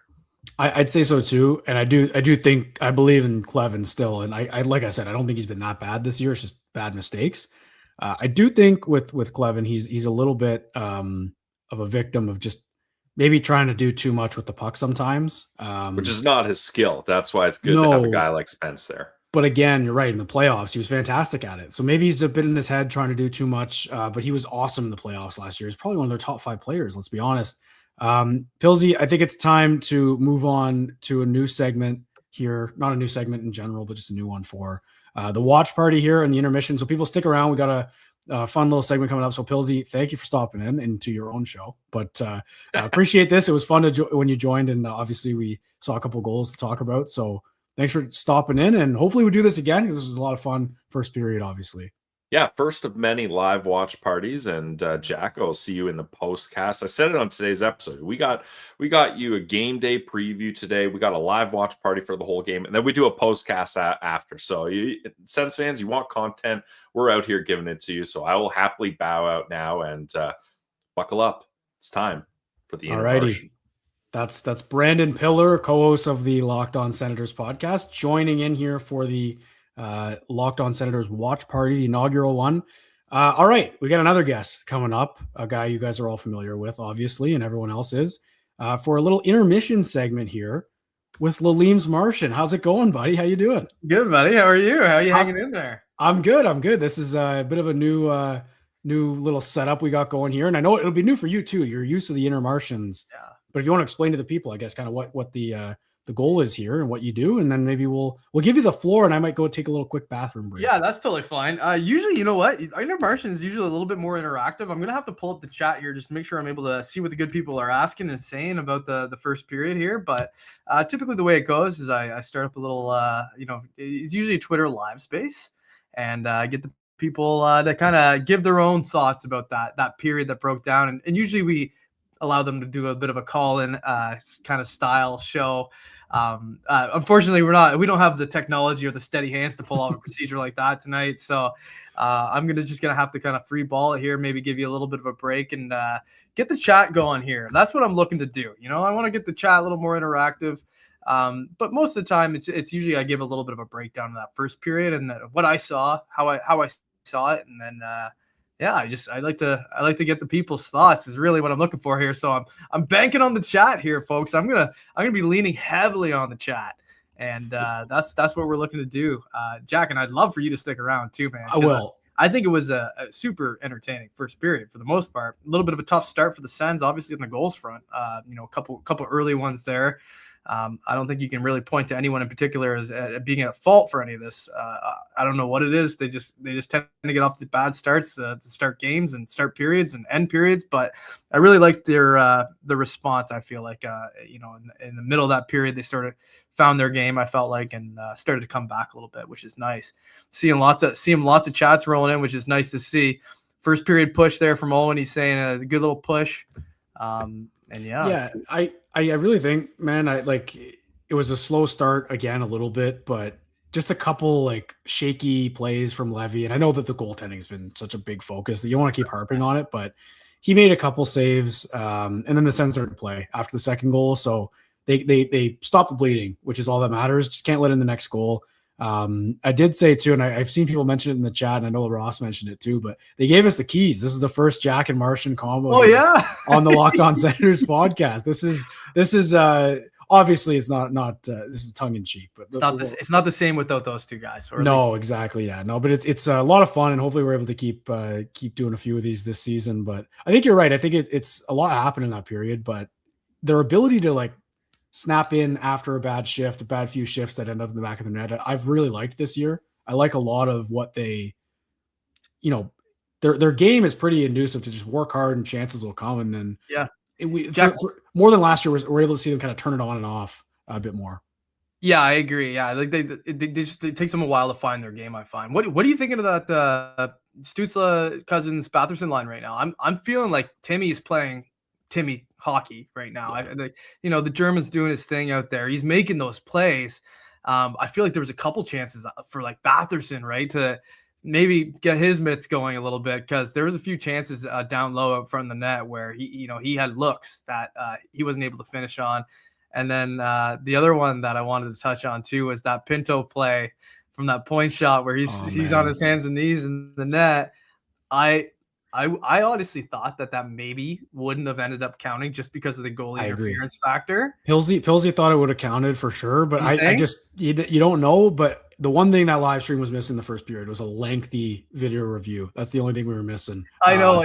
My prediction for that was going to be they were going to end up reviewing it, and then they were going to see that the puck was in the net off the shoulder, and then Utah was going to challenge for goalie interference, and then it wouldn't have counted anyways, and it would have been a 5-minute break of just absolutely nothing, no point. Classic Sens, never get the calls, but that was an interesting little play. I did like that line. I liked Stützle, Cousins, and Batherson, and oddly enough, coming in, I was more excited about Pinto, Tkachuk, and Zetterlund, and then I was a bit worried about Stützle, Batherson, and Cousins, but it was the other way around. I think that Stützle, Cousins, and Batherson were great. And I think defensively, Pinto, Tkachuk, and Zetterlund struggled. I mean, they were on the ice for both goals again. So kind of tough. Obviously, it's in a vacuum. Plus, minus doesn't matter that much. But I didn't like them in their own end that much at the beginning of the game. Yeah, I'm seeing some people giving Pinto a little bit of a hard time in the chat here as well, just saying maybe that he's not been himself since coming back from injury. I'm not sure if I necessarily agree, but you'd think his defensive play would be able to help carry that line a little bit on that side of the ice, but not really going well. Owanator, he's grinding Nick Jensen right now. He's Jensen. We've been talking a lot about it this season. The turning, we noticed it a couple times that period, I think too. We're seeing. Did you see him turn into the ref there right at the end? Yeah, of the period? like I mean, come on. That looks man. weird. That looks bad. Right? That's not your that's not hip surgery. That's just a mistake, and that's not that can't happen. Yeah, he turned the wrong way. He's not an ambi turner right now. Whatever hip's bothering him, he's not turning that way very well. I got Chris and 7 here saying too much perimeter play. We need the Sens to crash the net and screen the goaltender. Well, I mean, Ridley Gregg's goal was exactly that, right? There it is. Right. That's how you win. You got to get in there. I think Ridley Greg took a lot of heat to start the year, and he wasn't playing well. Let's be honest, but he's really woken up. He's been great the last little bit. I think he's fighting, he's battling, he's a pest. He's getting rewarded. He's getting some goals. That was oddly, Martian. That was the nicest goal Ridley Greg scored, I think, this season, or maybe the second one. The one against Buffalo was nice, but it was just a garbage goal in front. But he shot it on his stick. Yeah, and what's he got now? 5? That was maybe so. His 5th or 4th goal of the year. So I mean, they're starting to come for him a little bit more frequently, which is nice. I think that the big thing for him right now too is being at the center position, right? Ridley Greg being able to use his speed through the middle and kind of be that low and slow guy and be a little bit more of a rover on on the offensive side of the puck versus being the guy who's always on the wall. I don't know if maybe it's because he's not the strongest guy in the world and kind of maybe a little bit undersized that he kind of struggles to play a wing more than other guys. But at the center position, he gets a little bit more space out there and he's able to kind of get his wheels going too. So I think he's been better since they've switched him over. What else is a chat got going for us here? I love this. I should mention to Jake Sanderson got an assist on that. That's a 5-game point streak for number 85, a sneaky 5-game point streak for Jake Sanderson. And he ripped one off the crossbar too. Holy Moses. What a shot that was. And what a play from Stutzla. Oh my God. That would have been nice. So when Pilsy was in here, he was a little bit behind me. So I didn't want to be like, oh my God. But it was like 10 seconds. It was so nice. So nice. Yeah. I think Pilsy was experiencing a blackout tonight too. So he was a little bit maybe dealing with a different kind of stream that might have been a little bit on the delayed side. So that's good. I've seen a little bit of Brady Tkachuk slander. I'm not going to stand for that, guys. We don't really talk poorly of the captain here on this podcast or on the live show. This is a party. Yeah. We don't get negative. This is a party, Jack. Yeah, it's a party. It is a party. This is a party. Look at the people. 198 in the chat. Let's go. I'm glad it's this good in the intermission here. This is it's the intermission. Honestly, this is the time where I feel like people are going to be the most engaged, right? Because there's no game to watch at the current moment. I think people are looking to get a little bit of that just give me a little taste of the postcast action. Give me a little taste of what the people are saying after just that first period. This is what it's all about, my man. Brady slander, low IQ. I like that comment from Full Sweat Tryhard. Yeah, Brady, if you're slandering Brady, that might be on you. That's not his. His production is awesome this year in the games he's been in. He's been people his expectations I don't think are fair. And I feel like when Stutzla's playing well, it's Brady's not doing well enough. And if Brady's playing well, it's Timmy's not being good enough. They can never both do well. We need them clicking at the same time, right? Wouldn't that be nice? We do. Brady's got more to give, but it'll come. And let's be honest, I understand in a way what people are trying to say there, right? Like we just are so used to him being a force in multiple ways. And right now with that hand injury or that, the hand injury that he did have and him having to have that all taped up, it's limited him in a certain factor, right? Like he can't fight right now. We saw him last game with Logan Stanley and was that last game? Was that 2 games ago? Anyway, he got mixed up with Logan Stanley and of course he's going to oblige Logan Stanley for that scrap on a regular day. But he wasn't looking for it, right? He's not able to do it. He's got that hand taped up. He would get a penalty for fighting, or possibly, I'm not sure, maybe a suspension for fighting with something on your hand, like taped up like that. I think it is a rule. I think it is. Right, yeah. You're not allowed to do it. So he would either have to go back to the bench and get that taken off so he can fight, which would be a dumb move, or you have to stay out of that. So it limits him, right? And then on that note, like if he wants to get super physical in a game and he does something that, makes another guy want to fight him, then he can't do that either. So he's kind of limited right now, even scrums too, right? They put that on your hand. He doesn't want to re-injure that thing. I know the Olympics is definitely a priority for him. Hopefully not his top priority at this stage of things, because the Ottawa Senators need to get their stuff going here. They need to get their things together. But that's just something we won't stand for on the live show here. I think too with Tkachuk, like something that as forwards and like when you play with line mates, it takes time to develop some chemistry. And the way that this team throws lines in a blender, he hasn't had a consistent line all season. So it's hard as a winger sometimes to get chemistry going like that. And obviously the expectations for Tkachuk are higher than any other winger on the team. Yeah. But it's just difficult sometimes, right? He's not playing with the same guys every night. He's not playing with Timmy every night. He's not playing with Cousins every night. He's switching for better or worse. I think it's hard to match up against. And I'm not suggesting that Travis Green's doing a bad job by any means, but I just think that's hard as a winger, and like it can weigh on you when you're a player. Yeah, and in Travis Green's defense, he's trying to figure out which combinations are going to give him consistent, play. And so far, he hasn't found it. I like the move though of moving Dylan Cousins over to the wing. Me too. You go 1, 2, 3 up the middle. You got Stützle, Pinto, and then Greg. I don't think that it elevates Greg. Stephen Holiday has been fine in the fourth line center position. I think more than fine. He's looking for that first goal though, man. I'm telling you, he is looking for that thing. We were talking about that. He switched his stick and needed, he's trying everything. He's only got 1 goal in Belleville too. So he's just been snake bitten all season, just brutal, but he's playing well. He's getting chances. It'll come for Holiday. Yeah, no, it'll come for Holiday for sure. I'd love to see a little Holiday love in the chat for sure. I'm seeing a little bit here. Yeah.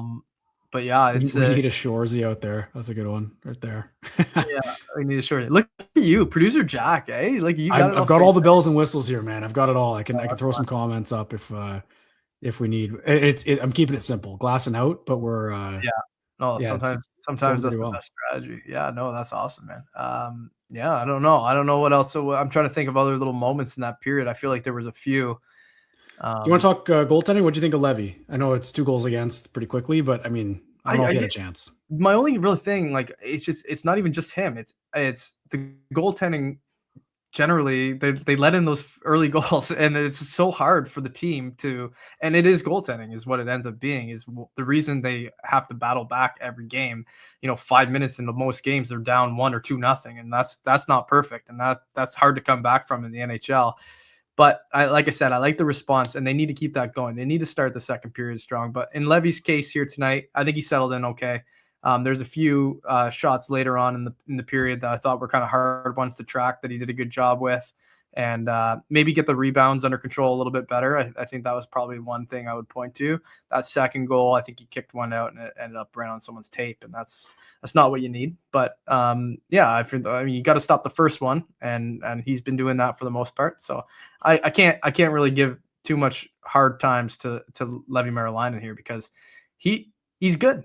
He's a good young goalie. He's going to get there, but he's kind of been put in a tough position, and he did it last year for a while.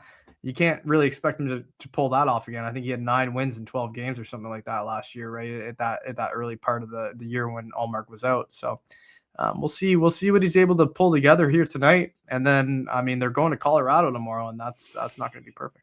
Yeah, we kind of made a vow. I put my hand up at the beginning of the stream. We're only talking about the game tonight and not focusing on Colorado. It's hard. Even if things get bad, because like we can. That's a boogeyman tomorrow. 24 hours tomorrow. I mean, that's a throwaway. Let's not even go there. Yeah, we won't use the word the SL word, but we'll discuss that. But I mean, everything's pointing to them losing that game tomorrow night. Like it's just not lining up. But hey, maybe Matt Sogard. We talked about him a little bit. He could bounce in and have a stellar performance or something like that. But Martian, it's looking like the second period is beginning. So thank you for the first ever on camera. Intermission. We appreciate it, obviously, and obviously catch Martian on the postcast at Williams Martian on X or Twitter or whatever you want to call it.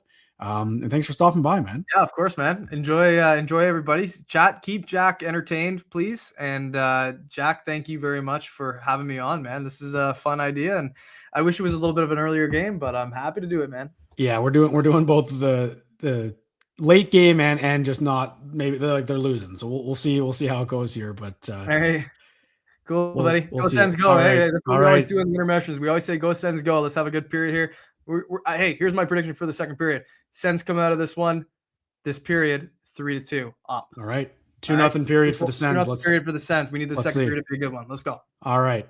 That's Lalim's Martian. Obviously, catch him on the postcast as well. Part of the postcast crew. Those are the two subs for the postcast. They gave us the keys. That was fun. Me and Martian. We haven't done that before. And we are back for the second period. I'm just about to get going here.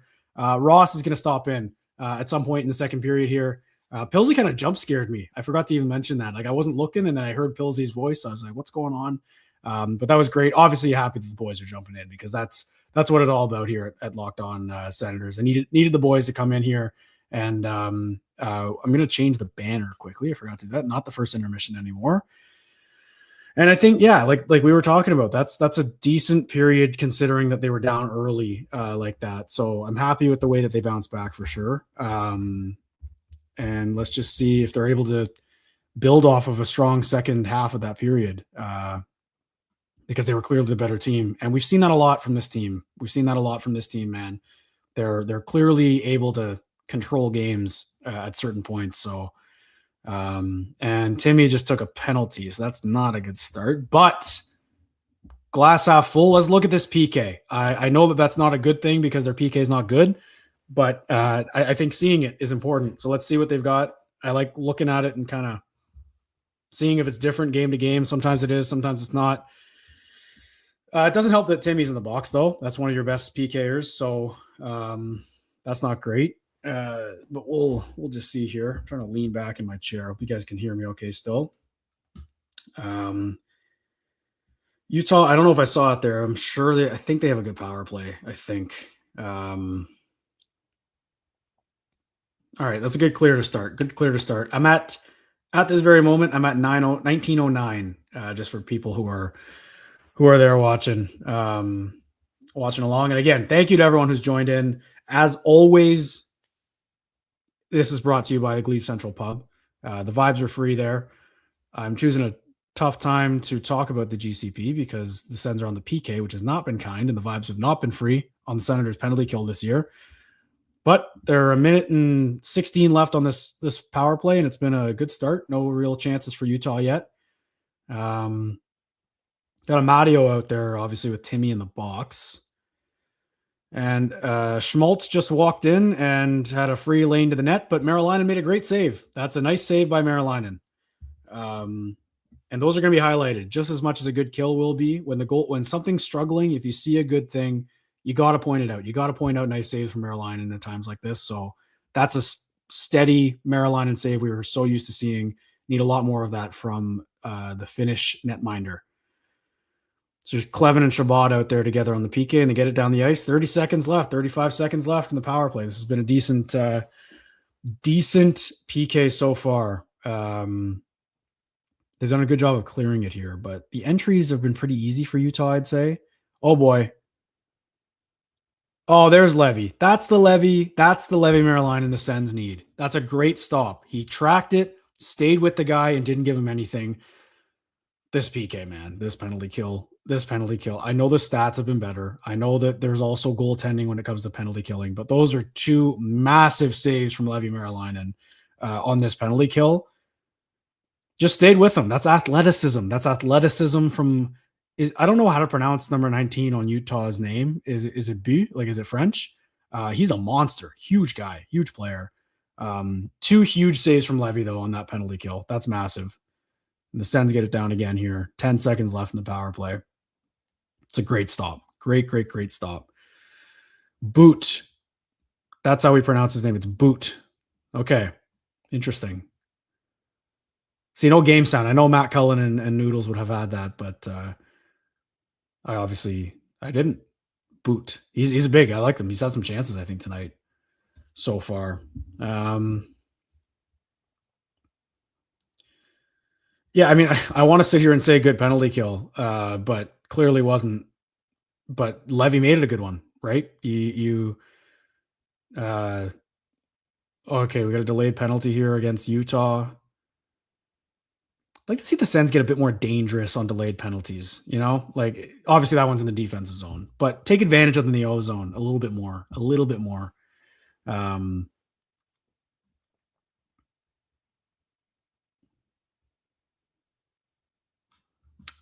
Okay. Learning here. Yeah, this is producer Ross at work here. So Boot is the Russian that was drafted with the pick that the Sens traded to the then Arizona Coyotes for Jacob Chychrun.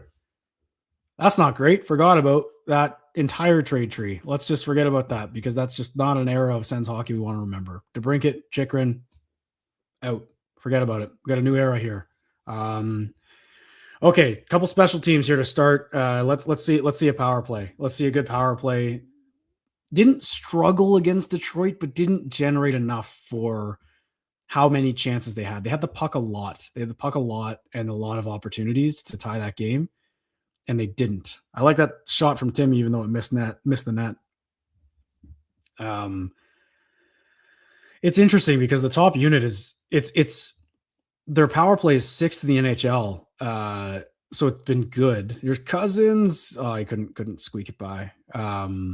So statistically it's good, but I just feel like it's missing a little bit of killer instinct sometimes. Like they have games where they score in bunches and get a bunch of power play opportunities. So the percentage looks great, but there's times it just looks a little too lifeless for me and they struggle to set up. And I don't really think they have like a kind of a go-to. It feels like they just play catch a lot. Like this is good. Working it up to Timmy, him shooting. I like, he's actually shooting it more on the power play today, which is probably what they want to change. So that's good. And he just lost the puck. Bit of a miscommunication there from Stützle and Tkachuk. And then I think he went offside. Nope, they're calling that onside. Okay. So here's a look, the setup now. Tkachuk in front, just missed the net. That was a good setup by Cousins. I don't think Brady got all of that. And he missed. And Sanderson holds the line. So good at that. Jake Sanderson is so good at holding the line like that. Another missed the net shot. They're just missing the net right now. They're not hitting the net. Shabbat with a nice keep as well. Just got Chuck behind the net. Up to Timmy. This is some good pressure here to end it. They got to find a way. And it gets out. All right. Yeah, I mean, they got to hit the net. Got to hit the net on the power play. I think they missed everything there. I don't know if they got a shot on goal. I'm not sure.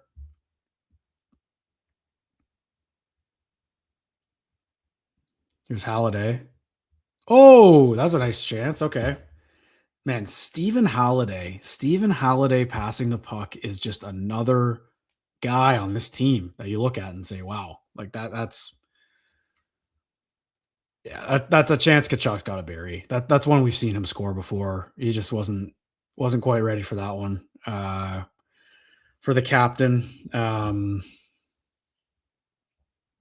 that's got to go in. But it was a nice play by Halliday to Giroux. I really like that.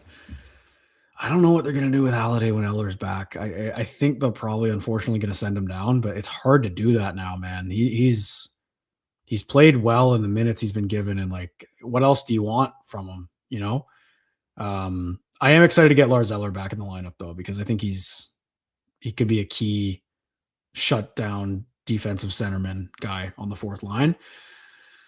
All right, kind of a lackluster power play, but a couple special teams, no dice for either team. Let's get back to 5-on-5. The Sens were the much better team in the first period after Utah scored twice. So let's see them kind of get back to that game. I think they need to.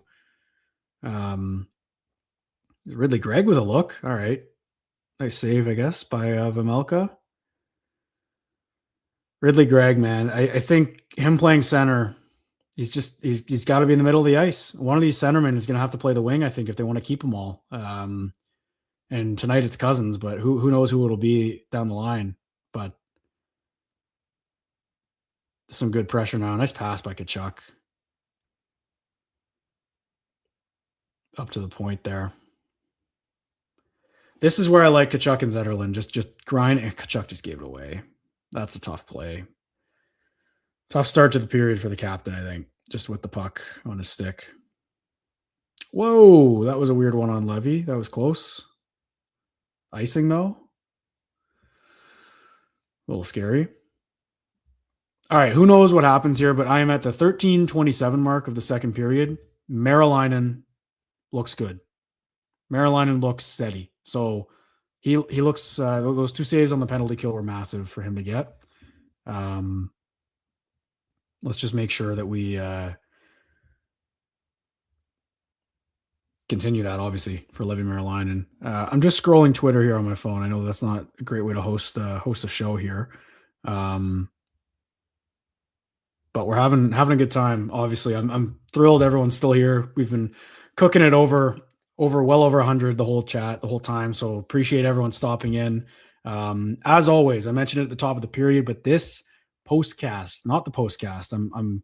I'll work on that. We'll work on that. But the watch party, which is what I think we're going to call the live watch party, is presented by the Glebe Central Pub. The vibes are free at the GCP, right in the heart of downtown Ottawa on Bank Street.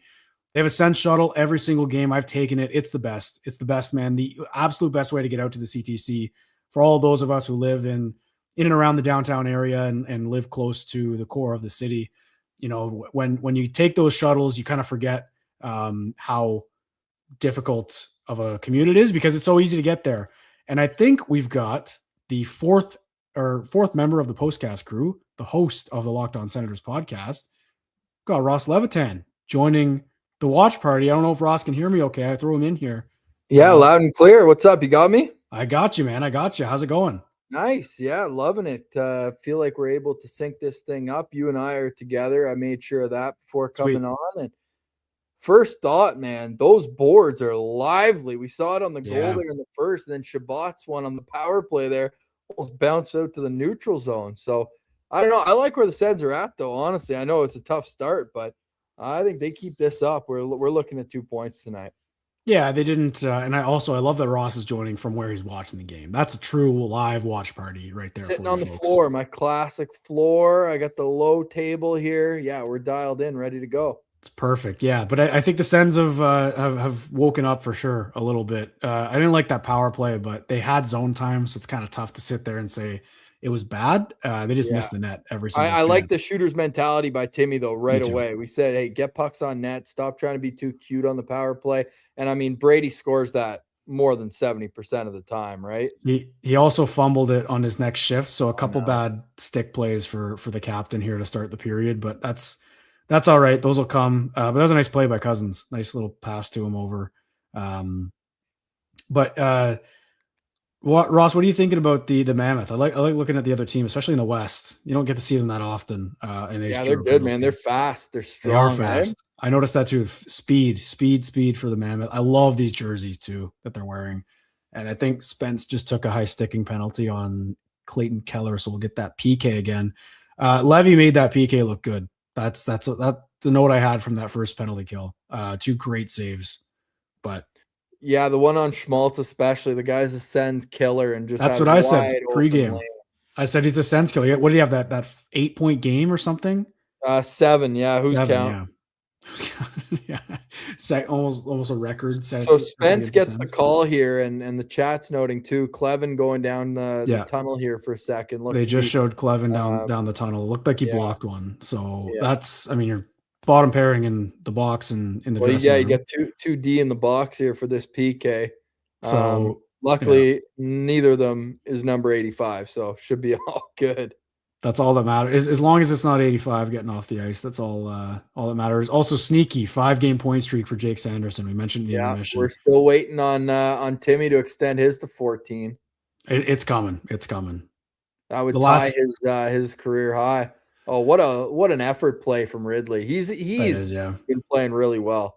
I think I'm slightly there. TSN said Ridley Greg scored in all 4 head-to-head games against Utah. That's crazy. Yeah, I don't have the broadcast sound though. That's a good. Also 4 goals in his last 7 games overall too, which is really nice. He's been humming. When Martian and I talked about him a lot in the intermission. He's finally coming back to what the potential that we saw from Ridley Greg. What time are you at? I got 12:03 right now. Oh wow, you're ahead of me. I'm 12:09. Okay, I'll pause. I'll wait. Well, Let me know when I you're- think I can go forward. I was pausing for you. I don't know if after Okay. that commercial break mine went backwards. It must maybe. have. Next whistle, I'll do it. Okay. All good though. You can spoil. All right, yeah, I didn't want to. Right when I said that, there's that centering feed, and I was like, "No way, this is in too." No, that's no worry. No, I got a whistle at 11:46. Yeah, hey, Vamelka's not happy about that whistle. He's not. Did he try and throw that out? Yeah, he did. He's still shaking his head. Be a real shame if he got into his own head there and let in a bad one.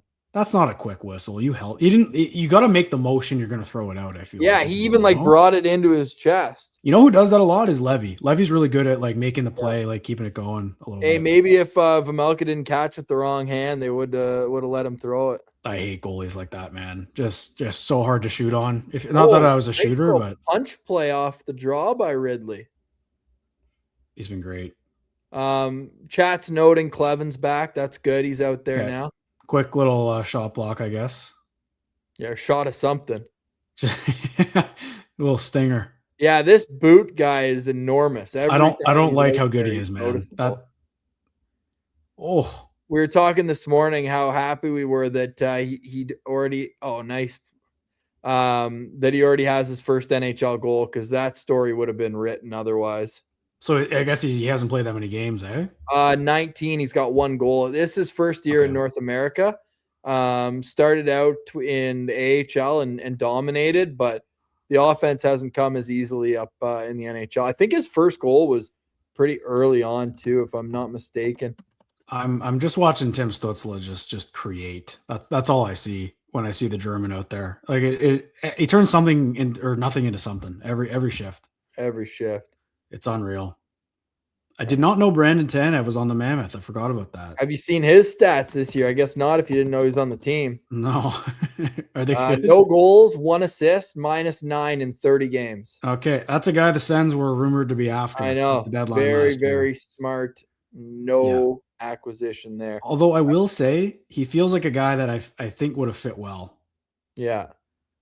But they've got a lot of those guys on this team.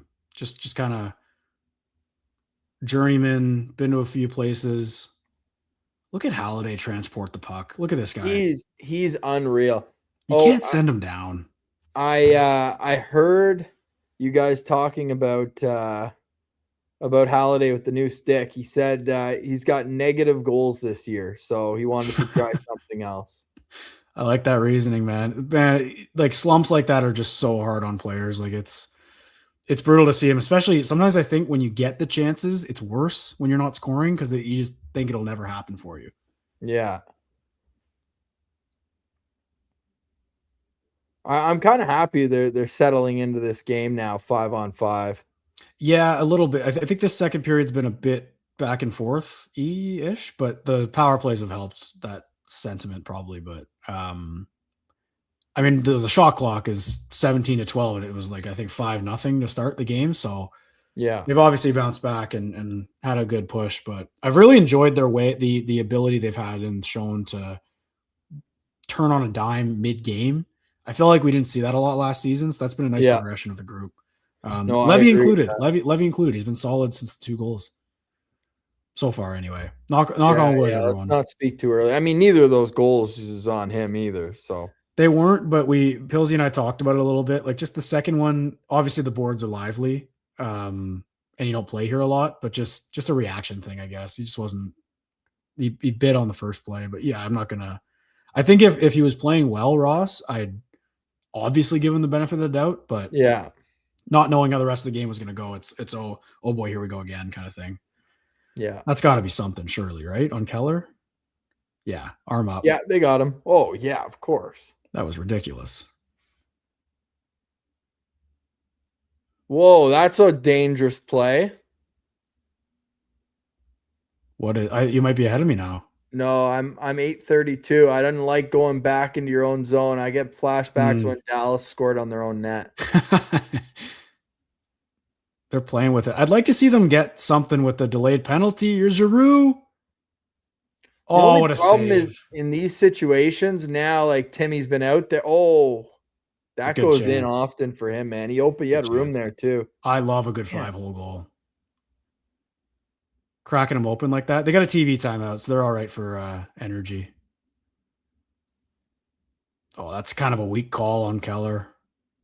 Now that I'm looking at it, that's not really a penalty. Yeah, that second angle's a little different. That's a makeup call because not that there was a bad one, I don't think, but that's a what's it called? Game management. That's what it is. Side note, is the Grady Dick shaving cream commercial the most overplayed commercial? Maybe it's just me because I'm on Sportsnet now, but No, I see it a lot. that thing, It's and Sportsnet. it's been Sportsnet like plays 2 it all the years. time. Yeah.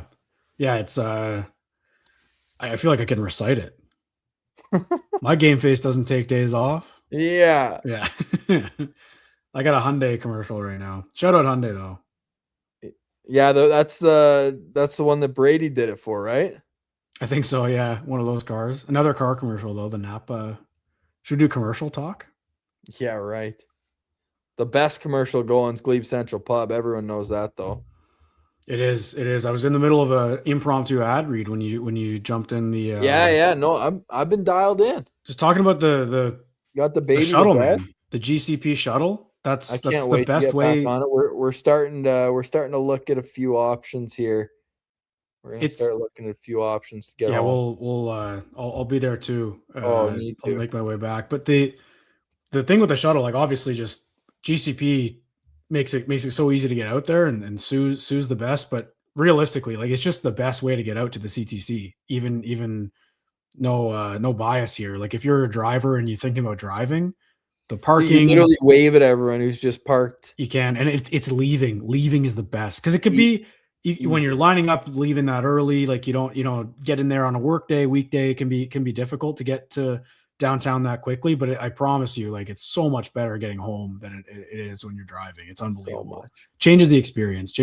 I've recommended it to all my friends.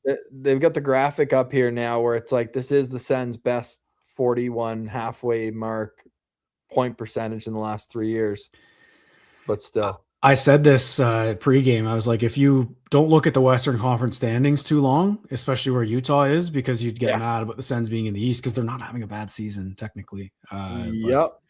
Eastern, like they're still ninth, second last in the Eastern Conference. So got to compete with the people around you. Kachuk just whiffed on another one, man. He can't handle the puck. And he's wide open. You gotta convert there. Like this is time. Like people have been ragging on Brady, and Martian and I talked about that. Like obviously it's just outrageous. Like that's a nice play. This has been a tough one for him. Well, this period especially, like when it's plays like that, that's where I can get behind it. Like he's got to bear down on some of those, but then he just makes a nice pass to Timmy to get him in some space. So he's still playing well. I feel like with his thumb, the shooting might be a bit of an issue with the brace he's wearing too. Well, I don't need him popping out. Then just get to the top of the crease. But the passing's been nice from 7. I like it a lot. So the hands are still okay. Yeah, hands are good. The mitts, I think he calls them on his pod. Have you been? I don't know if you've been tuning into the Wingman pod with Brady and Matthew. I listened. I didn't really care about Mike Eruzione. All due respect. No, I didn't listen to that one. But what I do is I listen and then I hold the fast forward when Matthew's talking. I really don't care. And then when they talk about the Panthers, I just do the 10-second next until they're done. I'll be honest too, man. Like I feel like Brady. The first few, I watched the first couple. I need our guy to talk a bit more. I think Matthew's talking like 70%. Yeah, you think that the older brother's taking control? 100%. Yeah. There's a couple of things that he said too, like not chirping the Sens in Ottawa, but just like poking fun at I think he made fun of like Brady thinking they have a rivalry with the Canadians or something like that because they haven't played in the playoffs. When you win 2 straight cups. And I was just like step up, man. Like it's a rival. But yeah. Anyway, little things that I'm just watching, but I've enjoyed it, man. I think it's fun. Completely different side of Brady that we don't really get to see. Yeah, definitely. I don't mind. I know the people that are hard on him are chirping about it too, but yeah. Oh man, G's been all around it recently. I think Claude Giroux's having a great year. I think he's having an awesome settling into a new role kind of season for the veteran with this team, but it's a nice tip. That's a crafty tip. Most win. Vejmelka has this tied for the most wins this season. Wow. What? Well, I saw Vanacek's got good numbers, but he's got like 2 wins. So This is crazy. That's he's one of the best goalies in the league, apparently. It is funny because I mean his numbers aren't good. His numbers aren't that pretty, but I think his record's good, I guess. Yeah. Yeah, this team can score, but Ottawa's done a great job with them this period. They've got the puck the whole time. Goal went in.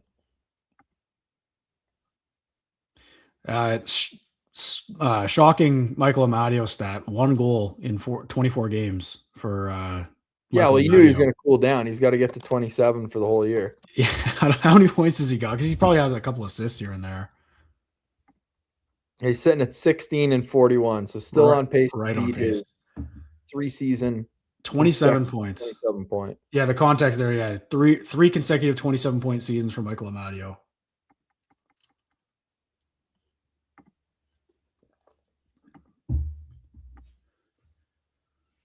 See what the chat's saying. I like to check during the commercial breaks because there are quite a few people ahead of us. Yeah, big time.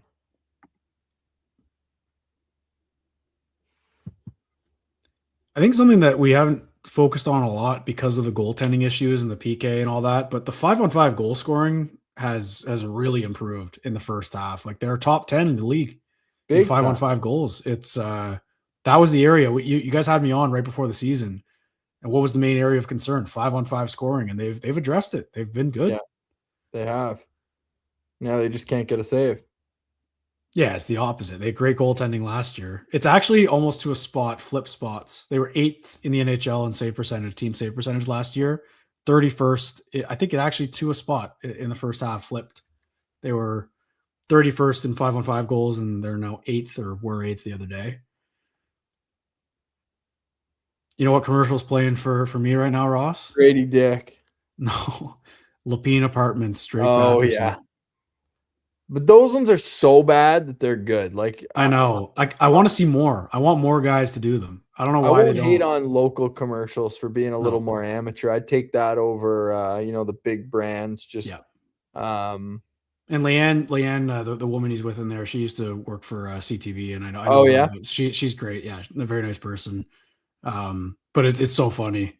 Drake. My favorite is the one where he's pushing the vacuum or whatever it is, or the sweeper, and you can see him like stop before he's out of the frame. It's just it almost looks like a bad like high school movie or something. It's so ridiculous.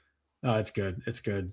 So ridiculous. I'm surprised he's the only one who does something like that. Like there's obviously other opportunities for these guys other than just getting car dealership promos, right? Like there's other things going on in the city.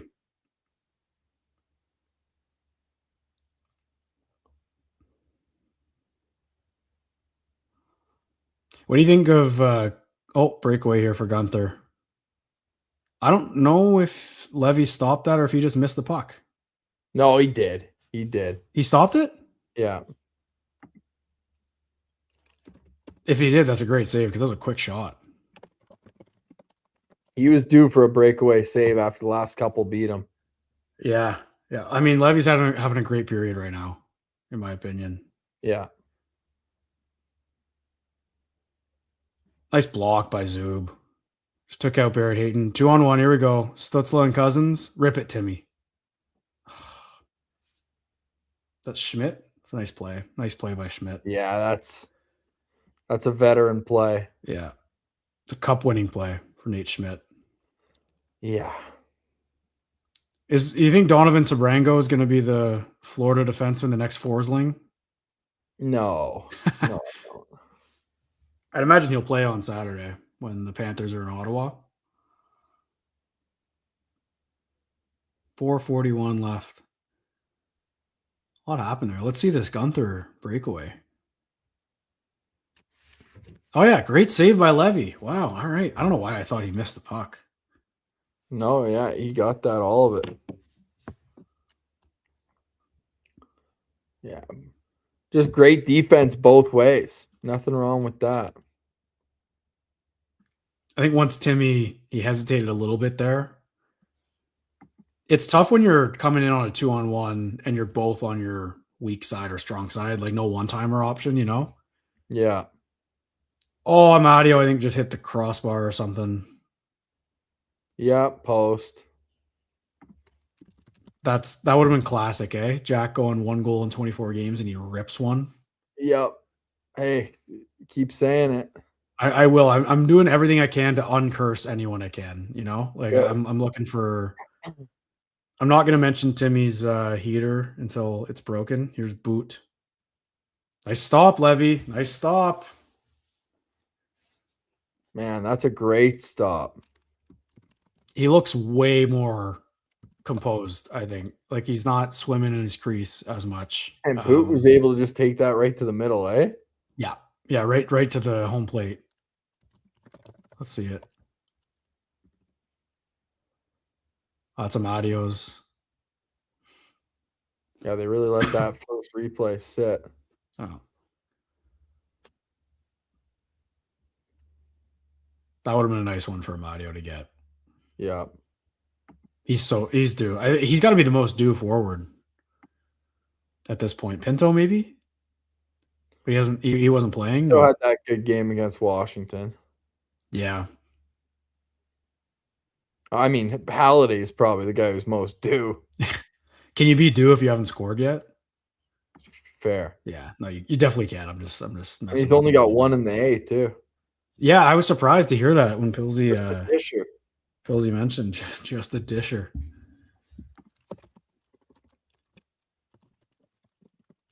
It was interesting to hear Travis Green say that Eller could have played tonight, but he liked the way that fourth line looked. Okay, so I mentioned that in the little pregame thing because I wasn't sure if I didn't watch the video, but I saw Jackson's tweet. Like he actually said that he could have played. Yeah. Okay, that's interesting. That's interesting, man. Because then they're keeping Halliday up, which is 34 games between Belleville and Ottawa this year. Halliday has got 24 assists and 1 goal. Man, that's a nightmare stat line for not. I mean, the assists are good, obviously, but that's a tough one. This boot guy's everywhere since I mentioned him. What a hit by Clevin! Wow, Yeah, everywhere, including on the ice, bud. What a hit! What a hit! I think Tyler Clevin might have heard Pilsy and I talking about him to end the first. Why are they trying to attack him for it? What a hit! Need way more of that from Clevin, I think. He's so good at it. Oh, that was a murder. Oh, that's textbook. That's a textbook hit. On a big body. So beautiful. As he's getting rid of the puck. That's just money. Textbook hit. I love that.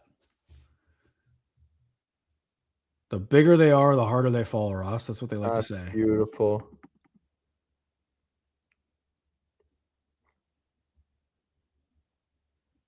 That's just a nice hit.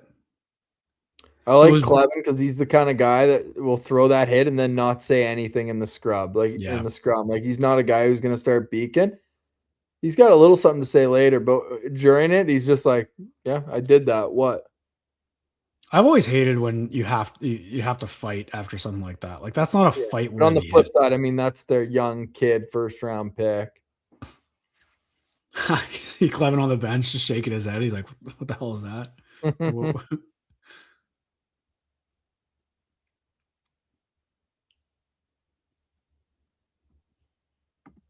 That's hilarious. Yeah, I like that out of Clevin. He was getting some heat in the chat here in the first period. He needs to stop with. I think I saw in the chat too, but I've noticed it the last few games. Like he's trying to do all these backhand clears. Like he's too cute. He's being too cute with the puck. Way too cute with it. And honestly, if you're out there with Jordan Spence, just give it to 10. Yeah, and not only that, you get the best face-off team in the league.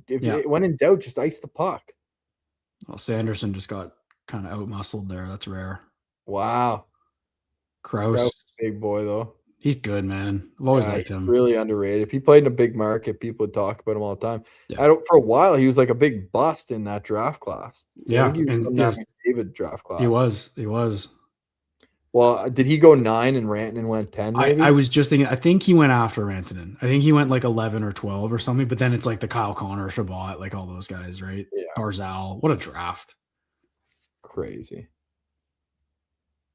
Oh.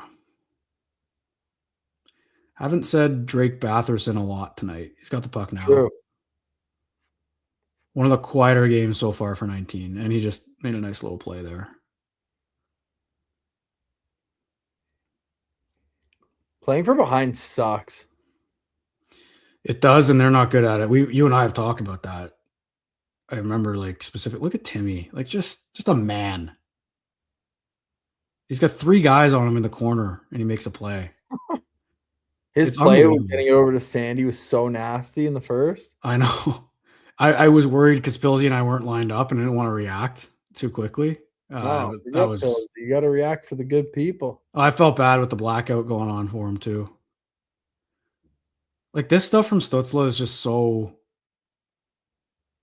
good. The puck possession that he has in the neutral zone a lot. Yeah. Lets the boys change, takes a long shift. Man, a goal here would go real far. I still feel good about where they're at, to be honest, at 2-1. But got to keep it 2-1. Let's get in the period at least like that. Nice hit by Spence.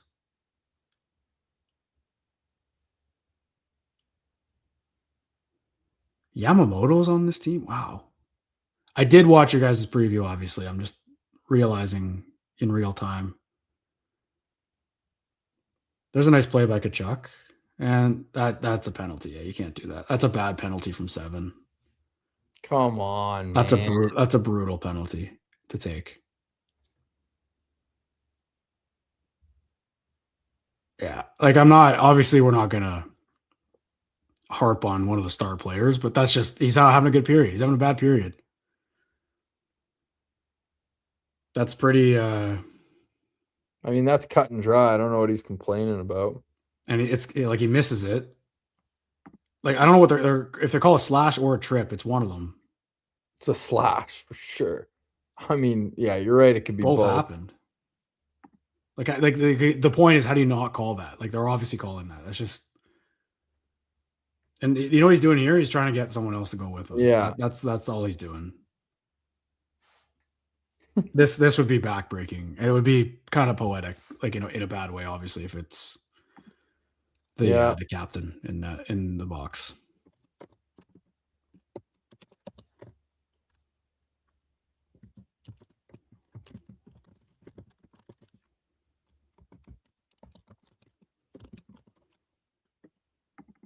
Didn't win the draw.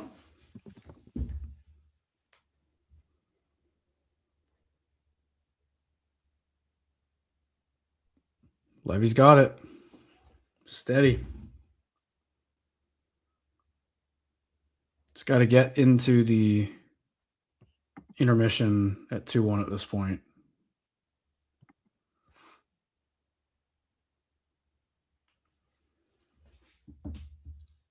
But yeah, I think a lot of people were harping on Tkachuk. We had a good amount in the chat after the first period. I didn't really think the first was that bad for him, but this period I'll get behind that. He's having a really bad period overall.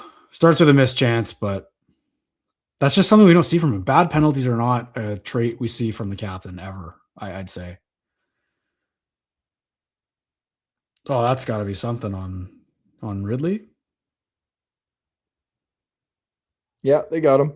Nice. Come on, bleed. Do you think he sold it? I feel like I think he might have sold it. I'm down. Oh, it didn't hit him in the face. Got him up here. Oh, I mean, that still hurts. But is it a high stick? Call it a spear. Give him a 5 in a game. He's all right. Ridley Greg, I'd hang on to that guy. I know. And he's so versatile. That's what it is. That's what it is. He's learning to play. And like since he's moved to the middle, you really see his value, man. Like if one of these guys goes down for some kind of time, you need to have him in the lineup.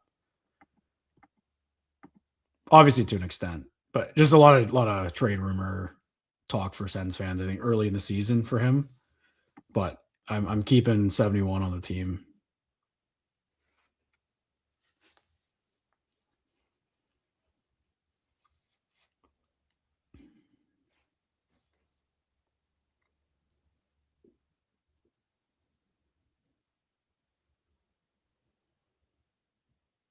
Oh, that looked like it was in.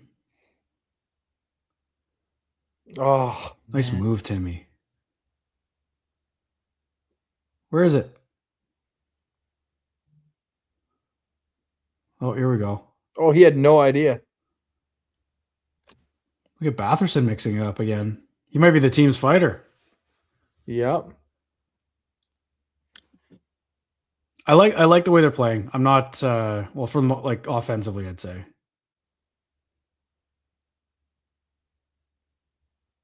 Oh, that was so close.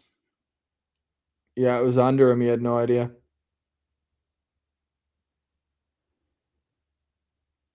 And especially like he's sliding over that way, it couldn't have come loose and just gone in. It's a lucky save. It's coming for them, though. Oh yeah. I mean, the shots are 22-14. It has to come. I hate faceoffs like this with a second left. Like that one, I think it happened once. I think the Kings scored in Boston. I don't know what year it was with 0.9. I know how much time was left, but it never happens. You know, unless you're the Detroit Red Wings and think there's more than 20 minutes in a period.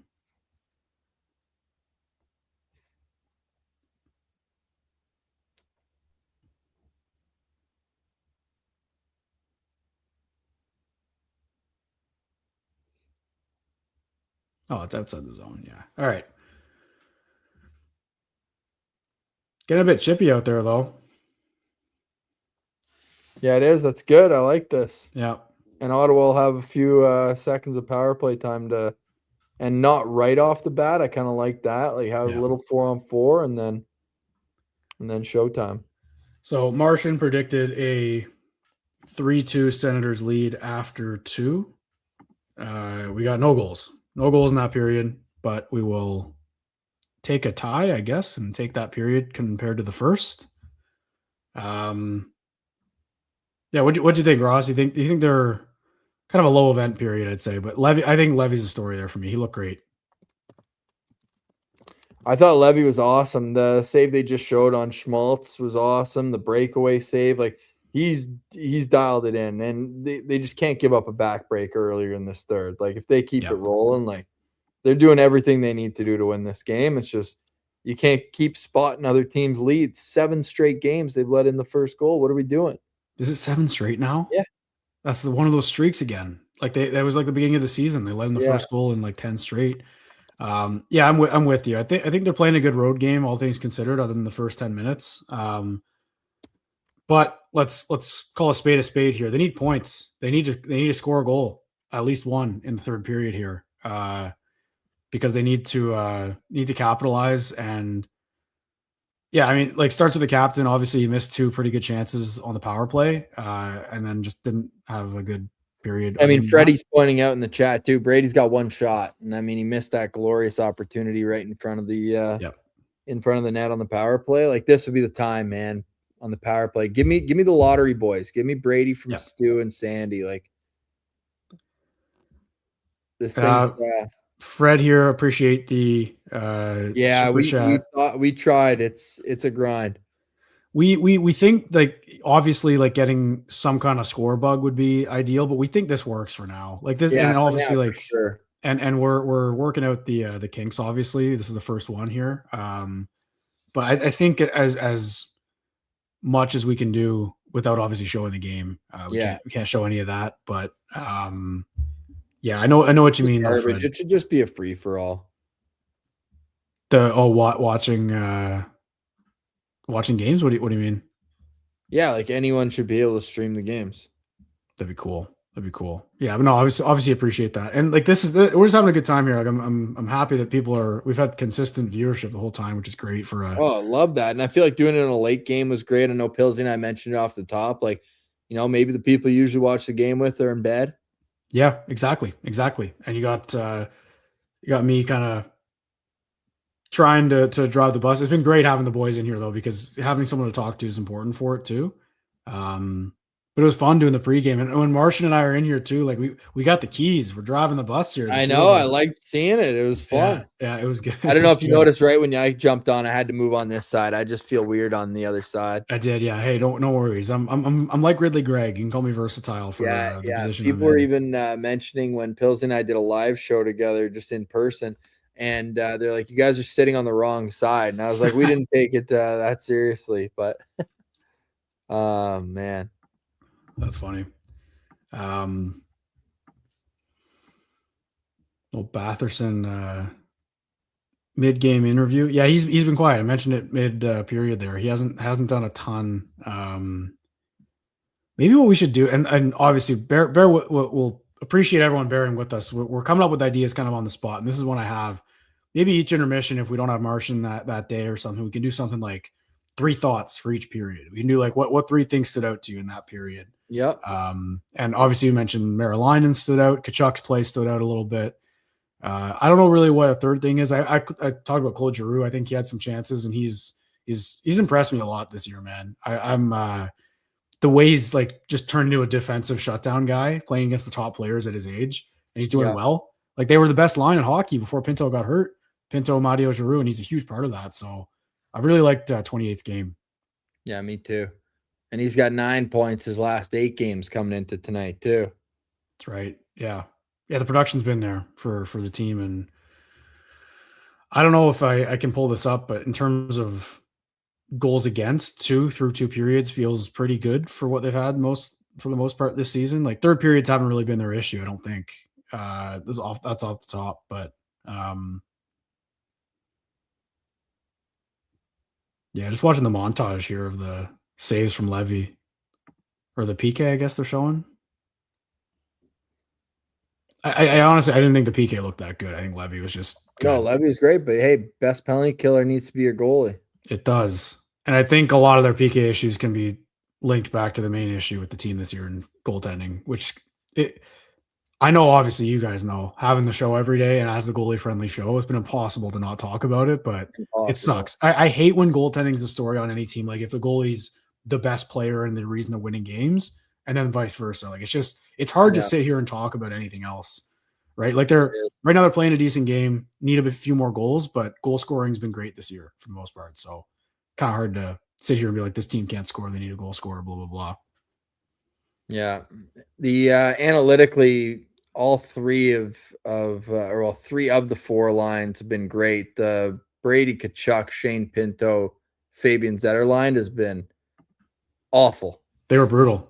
And it matches the eye test. They've got 1 shot attempt for and 10 against. Including and I got to be honest, I was saying this to Pilsy.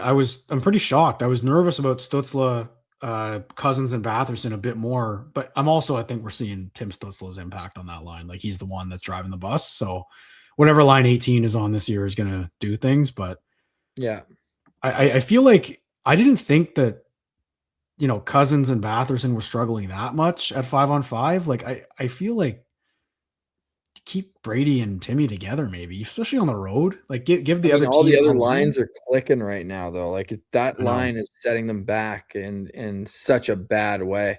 But they've also never played together. They've never played together, those 3.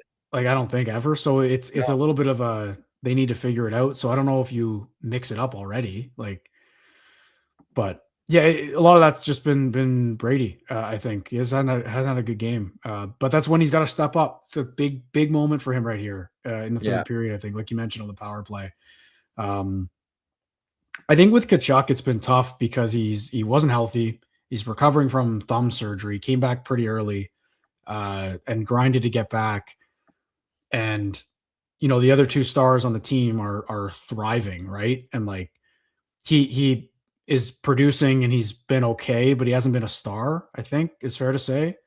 So it's tough when the other 2 are doing that well, like for Brady, like the microscope's on him no matter what. Yeah, I think you're starting to see that with the fans, I feel like. No, I think we're going to have I'm going to go positive Pilsy on this one. I think Brady's going to have a big third period here. Let's get the Shane Pinto point, and let's get 2 points in the standings. They need this so bad, but the postcast needs prep too, so I'm going to start getting that all together. It's going to go live right after this wraps up, and it'll actually, if you stay in this chat, the redirect on YouTube will take you right to the postcast after the game. Jack, you're absolutely crushing it. Love how we've been able to put this together, all four of us in the mix in different areas. And this is a huge third period. So I'm expecting you to be dialed in. And I'm expecting the emotion to be at an all-time high. No longer do you have to wait and say, hey, is Pillsy at the exact same moment? Just let it rip. Let us see exactly what's going through that mind of yours, buddy. You're going to get a full cathartic third period, Sens down by a goal on the road at 11:30 at night in Eastern time. Jack in the third period here, Ross. Yeah. I appreciate it. A lot of fun. We set this up this afternoon, the two of us, and looking forward to the future of it, but obviously you got to start with a win. It'd be nice. And GSG's in the chat. Let's go. Let's get some GSG's on the way out. Third period's up next. You're down a goal. You've I don't say dominated because they've given up their fair share of chances, but 15-5 was the shot totals in that period. So keep it rolling, Jack. Let's go. We'll be in the postcast after the game. Shout out to all the citizens out there. We will see you in a few minutes. All righty. And there goes Ross Levitan, the host, and it's just the keys left to the kid again. Jack got the keys. And I'm going to be like Martian. I am going to be looking at the chat a little bit if it's just me, like it was at the start. But obviously, again, just want to thank everyone for joining in here in the second intermission. So much fun. I love doing this. I love talking Sens hockey. I love just talking about what's on my mind. I think it's, the older I've gotten, doing it on Twitter is a little less fun now. And obviously that website's changed a lot. And just with the For You page, it's hard to keep up with a lot of tweets sometimes. So sometimes it can feel like it's going into a void, but I think it's fun doing it here because we got a community of Sens fans all watching here at 11:30 Eastern time. One thing we did in a postcast that was really fun, I think it was a late one time this season. We got everyone to kind of say where they're watching from. So if you want to throw in the chat where you're watching from, what city? I'm in Montreal, La Belle Province, in enemy territory here. I'm in the heart of enemy territory in Montreal. So I'm wondering where everyone else is because I think I love hearing when everyone's in other spots. We got London, Ontario here. I'm going to throw up as many as I can as quickly. We got Saskatoon. We obviously got Ottawa. We've got a lot of Ottawa. Edmonton. Love Edmonton. I was actually born in Edmonton. Fun fact about Jack. I lived there for like 3 months. We've got Gatineau. This is coming in quick. Look at this. Fort McMurray. No way. We got Fort McMurray. My mom is from Fort McMurray. Shout out Fort Mac. We got Laval. Laval is not too far. That's just up north from me. Cornwall. That's back in near my old stomping grounds in Brockville, Ontario. I like Timmins. There we go. That's a deep cut in Ontario. Timmins, Ontario. I've never been, but I've played against teams from Timmins when I was a kid, minor hockey. Always big teams, huge teams, hard to play against. And I think that's in the States. I'm assuming that's Eau Claire in the States. We got Winnipeg. Timmins I've been way up north. Yep. We got Kempville, Halifax, Pembroke. I'm loving all the ones from the Valley in in Ottawa. We got Texas, the state of Texas. There we go. We've got Sarasota, Florida. Sarasota. I think I'm saying that right. Binghamton, the B-Sens, the former B-Sens home. San Diego. Now I feel like people might just be mentioning different cities, but obviously that's just a fun exercise to do because it just proves Sens fans are everywhere, man. And that's what this is for. This is for the idea is to get people watching the Sens game. You want someone to hear what they're saying? That's what we're here for. That's what I'm here for. I've loved doing this. It's been great viewership for this. And if you guys like it, we'll keep doing it. That's kind of the way it's going to go. Obviously, it won't be every game, but I'm pretty. I've recently announced I'm stepping in with the Hockey News to write about the Sens on a freelance basis. So I'm kind of all Sens for a little bit here as I kind of go through a little bit of a transition period. So I'm going to be available to do a lot of these at least in January. So let's fire them up as many as we can if everyone's into it because we are. We're kings of content here at Locked On Senators, as I think. I don't know if I'm coining that, but the boys obviously grind every day with their daily show every day of the week, and obviously the postcast after every single game. And as Ross mentioned, we will not be moving. You stay right here. Postcast will come to you shortly after the game tonight, tomorrow, every single game this season. And I said at the beginning of the stream, do not want to focus on the Avalanche game tomorrow. but it's hard not to. It looms large with this third period. They got to at least find a point. Like, they've got to win this third period, get something out of this game, because they are playing well again, but moral victory season's over. This second half of the season has to be results oriented. It has to be results oriented. So I'm looking for the Senators to obviously get some points here. Not that you put more pressure on a game if you lose this one tomorrow, but it kind of makes it a bit more like you need to win this tomorrow if you don't end up getting any points. Excuse me, because they can't afford another 3-game losing streak or whatever it is. But we'll focus on that tomorrow. Got a whole day ahead of us and a whole third period ahead of that. I'm liking. Trying to think of what else. What else have we not talked about? Like, I obviously with Tkachuk, we've talked about it. Like, he just had a bad period. I don't think he played bad in the first, to be honest. That line didn't look good at all. And I think we'll see. We'll see if he's able to bounce back. But they just showed in slow motion that chance on the power play. Like, he's got to have that. He's got to score there, or at least get a shot on net.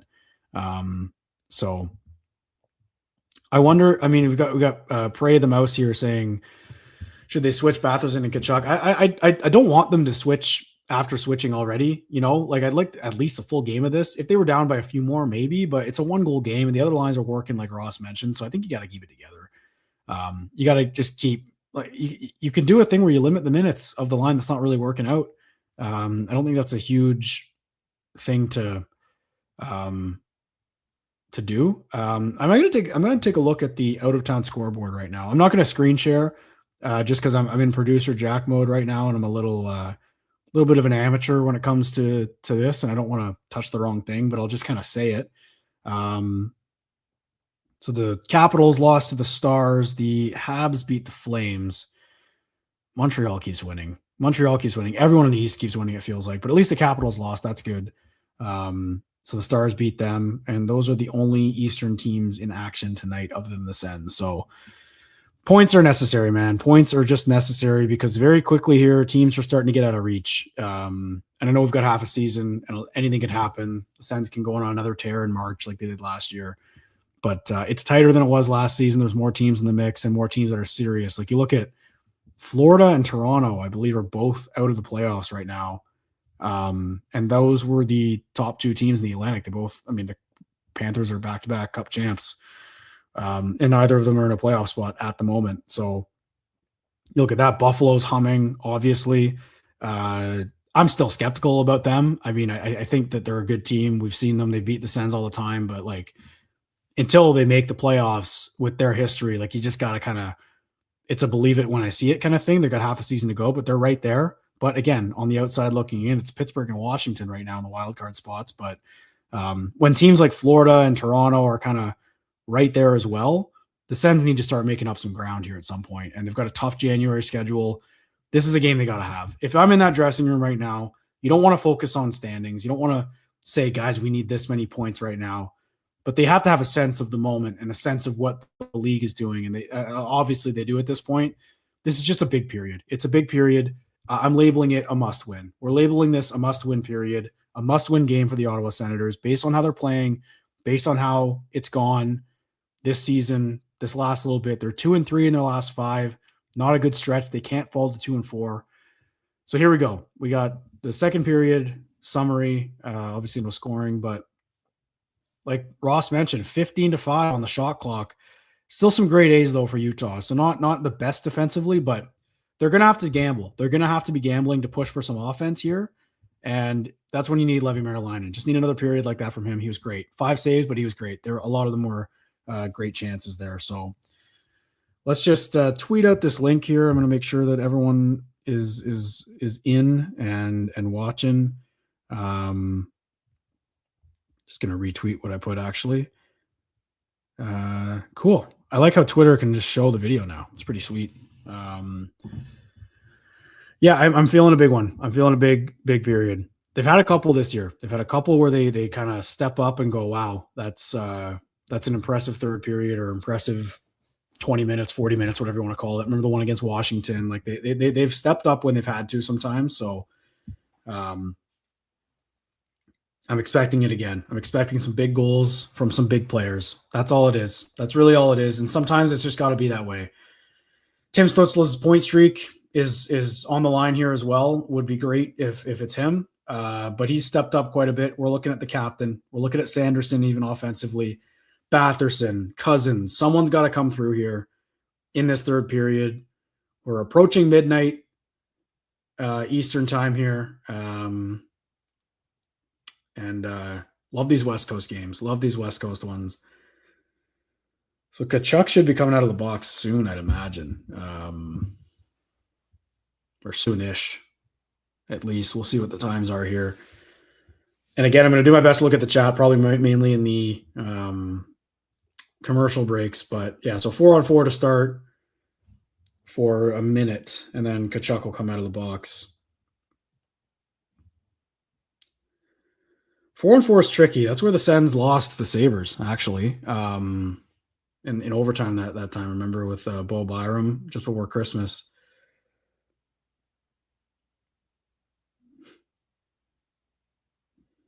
Here we go. Here's a bit of a break.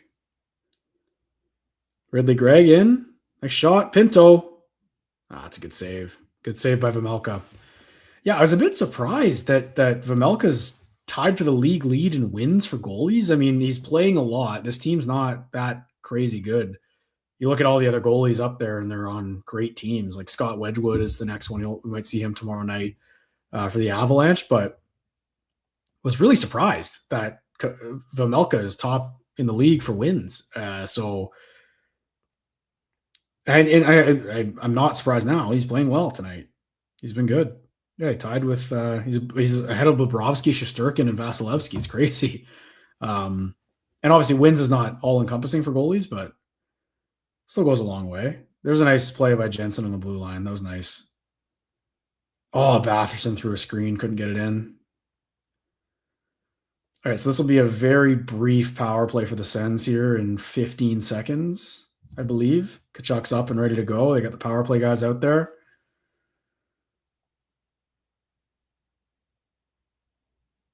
Just waiting for Utah to ice it, I think. They're not really pressuring them.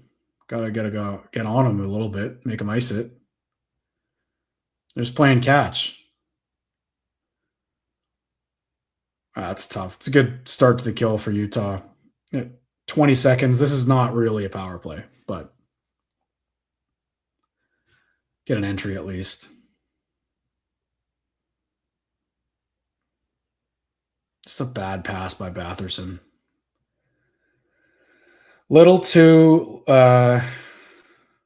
lazy is a tough word, but that's what it is, to be honest, man. Like, they're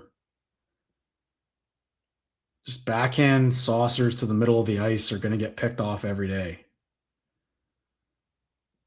Zub shot. Sanderson. Oh, it's loose. Giroux couldn't bury it.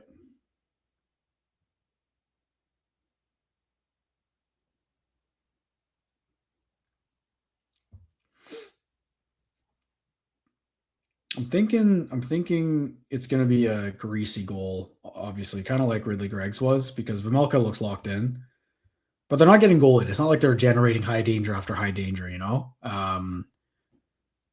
But I do feel like the game against Detroit was egregious because they had so many good looks that they couldn't score on that Gibson was stopping.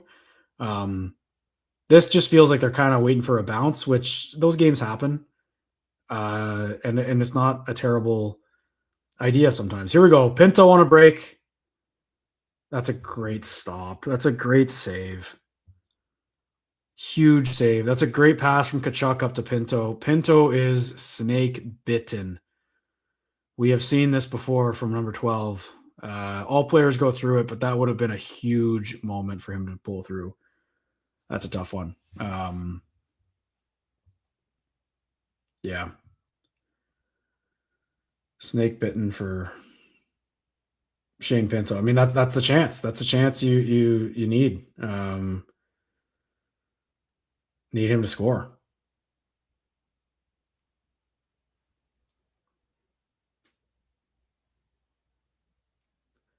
I like how I finished by like going. They haven't had grade A chances, and then Pinto gets a wide open breakaway.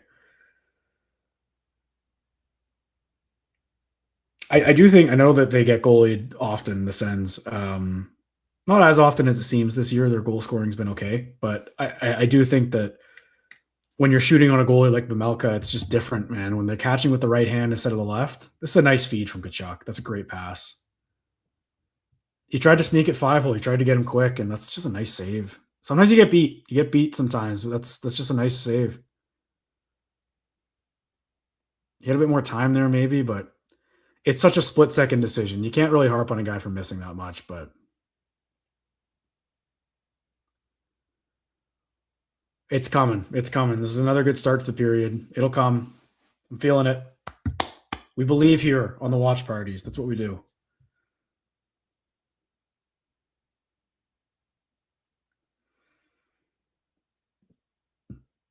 Excuse me.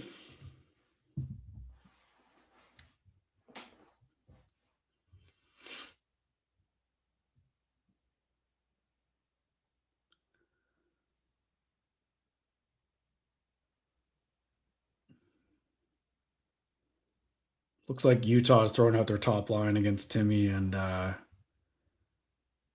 Batherson and Cousins as often as they can. Makes sense. Their best guys, I imagine. I mean, it's Gunther out there. I'm assuming that's their best line. I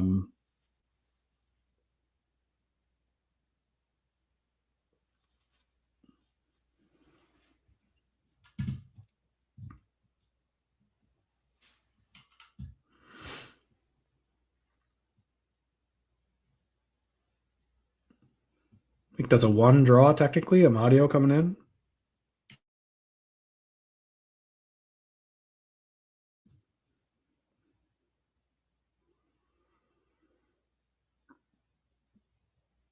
They calling Amadio for a penalty?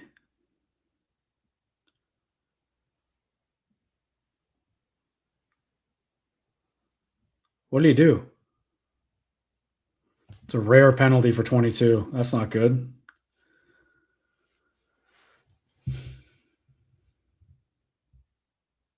Is he getting a penalty? No. Oh, that's weird. Okay. Anytime you see a guy complaining to the ref, I don't have the sound, but if you see a guy complaining to the ref, I just kind of assume it's a penalty. I don't know what he called. A hand pass or something.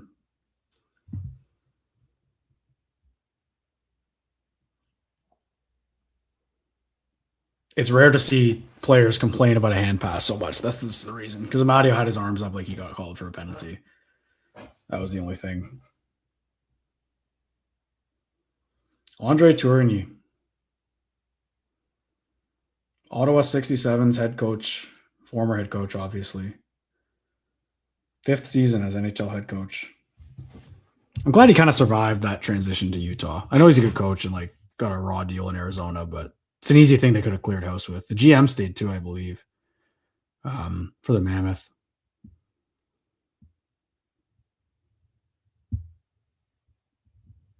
I mean, like you look at the shot clock here, and you can't just look at shot clocks, but 15 minutes left in the third period, and the Sens have 26. They've allowed 14. One of those games. I like the positivity here in the chat from some people. I understand the doom and gloom, though. I'm keeping a positive mentality here. It's 11:45 at night. We got to do something to keep the vibes up if they're still in it, at least. And they are. They've been good in the third. It's been pretty tidy so far. But they need a goal. And they need something quick. Running out of time here a little bit. And that breakaway from Pinto would have been a great time.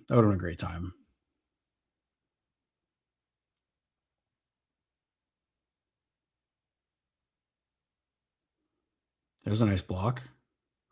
Brady just took someone out. Did they call it? Nope. All right, we'll take that. It's a shot on goal. Pinto in the slot. No. There's a rush chance the other way. Here's this boot guy driving the net. Jensen lost his stick somehow. Oh. It's in the net. That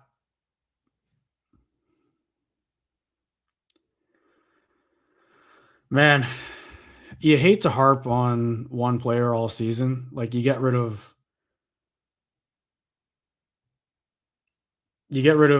Travis Hamonic, and then Nick Jensen just becomes the new guy that is just mistake after mistake.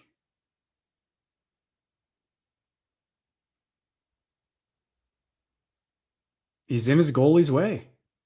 There's no other way to. Oh my God. That's just.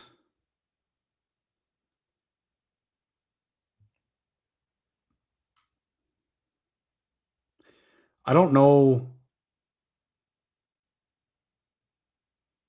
if you challenge that.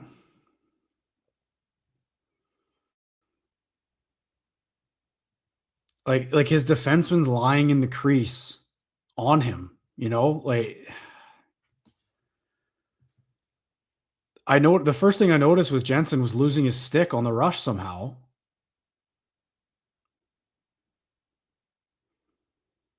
Shabbat gets a high stick in that too. I think that's going to count. I think that's going to count if they challenge it. So I don't know if they should. I really don't know.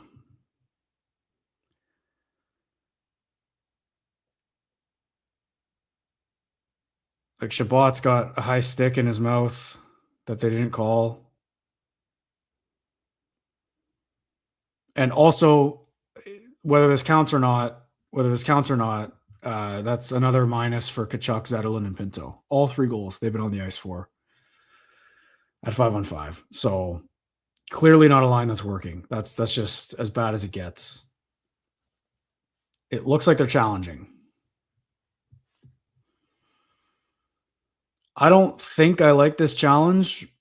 But just the only reason, and I'm glad we got a goalie interference to talk about because I was hoping for that because it's a good talking point for the stream. The only thing I'm saying is a reason I don't like the challenge is Merrilainen wasn't impeded from making a save. Like he's down, he's got the puck, and it just squirts in. This boot guy goes in on his own volition into the crease. Tanev goes into the crease on his own volition. That's got to be it. But it's hard not to look at this without the Sens goggles on. If this was the other way around and the Sens scored this goal, I'd want this to count 100%. There's no way this can be taken back, in my opinion. Like, he pushes him a bit there, but it doesn't impact the puck going in, is my point, Like, but he goes in the blue paint on his own and makes contact with the goalie. Is that all you need to do? That was a quick review, and I don't think that bodes well for the Sens.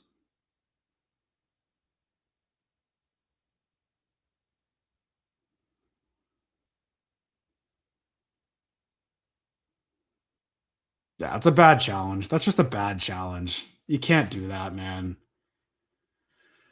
I get that's a desperate play, but now you're putting your league worst PK on the road to work.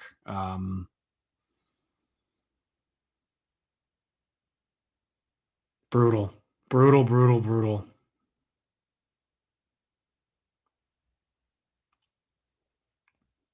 It's the missed breakaway from Pinto. Like him and I don't think Zetterlund was a dash on the second goal. And that's an unlucky break. Like Vemelka literally had one in the second period where he was sliding like Merrilainen was, and it squirts out to the bottom of behind the net, doesn't go in, and that one squirts in behind. Like I'm not going to blame Levy on that, but it's also 3 goals on 17 shots. Like it's not good enough, and the numbers aren't there. Like they've given up some chances, but that was not a high danger chance, and it ends up in the back of their net. So something's got to give here. And now you've given Utah a power play, and they can just put this game away with one right here. Like this is brutal. This is not the game the Sens needed, and not the third period they needed. This has been an awful start. And this power play is just snapping it around right now. Why? Like Sanderson's out at the point. I don't get that on the PK. It's the diamond that and obviously it's Sanderson, so he gets the puck out anyway, but I got to change this banner. Brutal. Just that Kachuk, Zetterlund, and Pinto line has been on for all 3 goals against. They've had an awful game. And Pinto missed that breakaway to boot.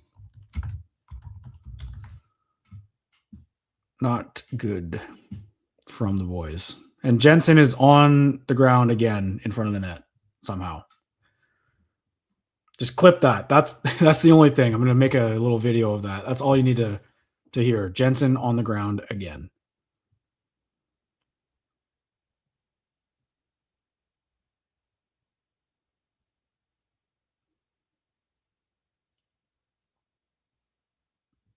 I don't expect them to kind of keel over here and just go away, but it feels like they might. It kind of feels like they might. That's just a backbreaking goal to give up and a devastating challenge to give, I think. You don't even give your team a chance to get out there 5-on-5 now. I don't know. I mean, the Sens video staff is good for the most part. Obviously, they've hit on a lot of their challenges. And they did that little behind the scenes video, which was good. But you gotta wonder, like, sometimes obviously Travis Green gets the last call or the bench gets the last call. Like, I wonder if that's him making the decision, if he ever does. I'm sure there's been times where he's not challenged when they want him to and challenged when they don't want him to. But that's a bit of a puzzling one to me. I don't think there was enough there to challenge. And obviously they killed it, so it doesn't matter. But you did just cost your team 2 minutes to try and get back in this game when you're down 3-1 at the very least. So I don't like that challenge at all.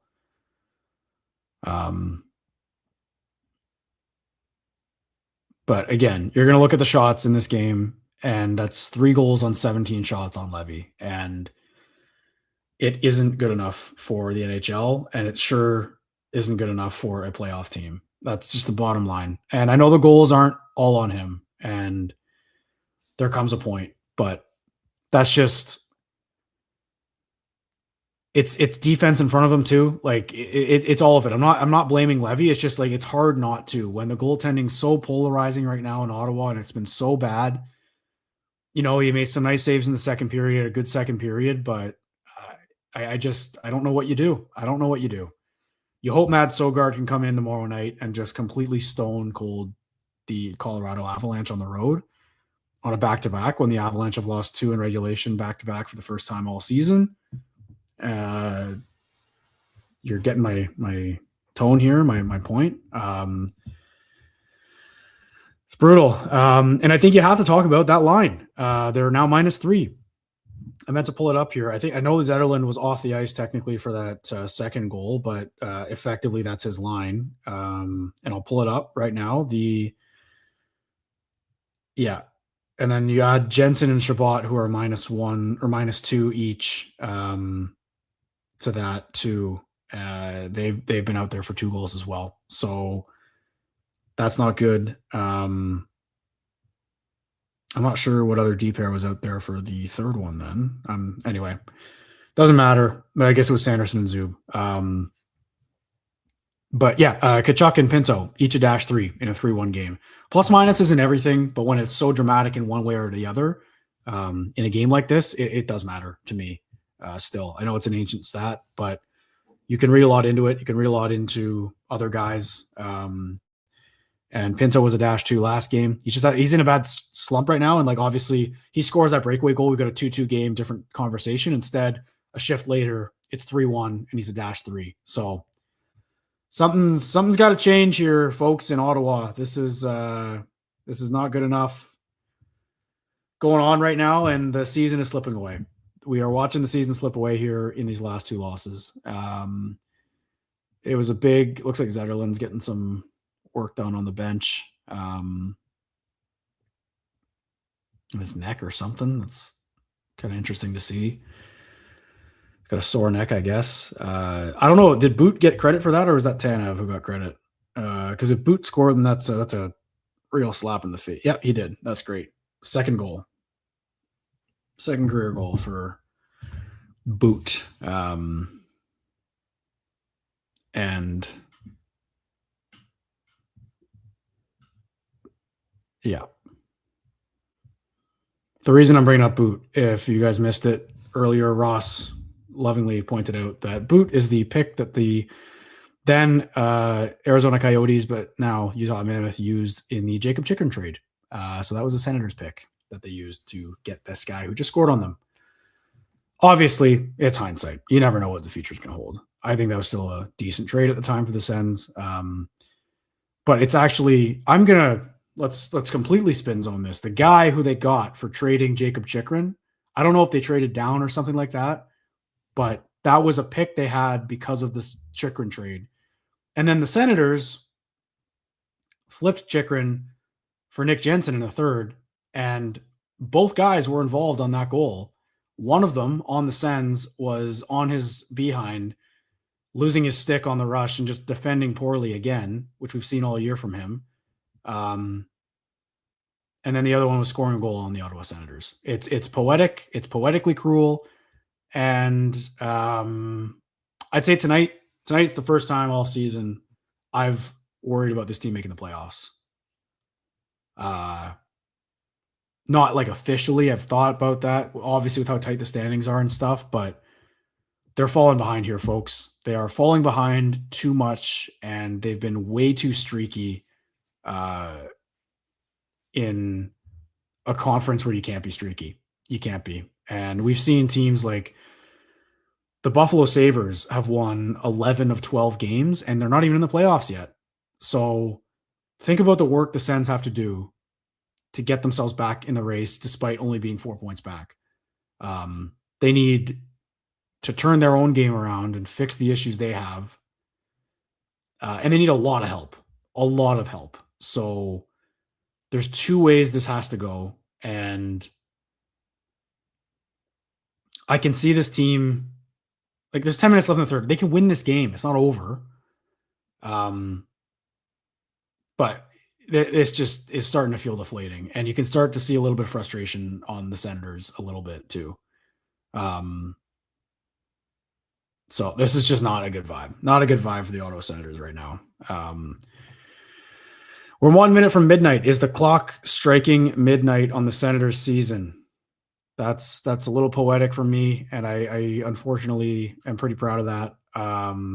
But that's where we are. That's where we are right now. This is just it's not good. It's not great. It's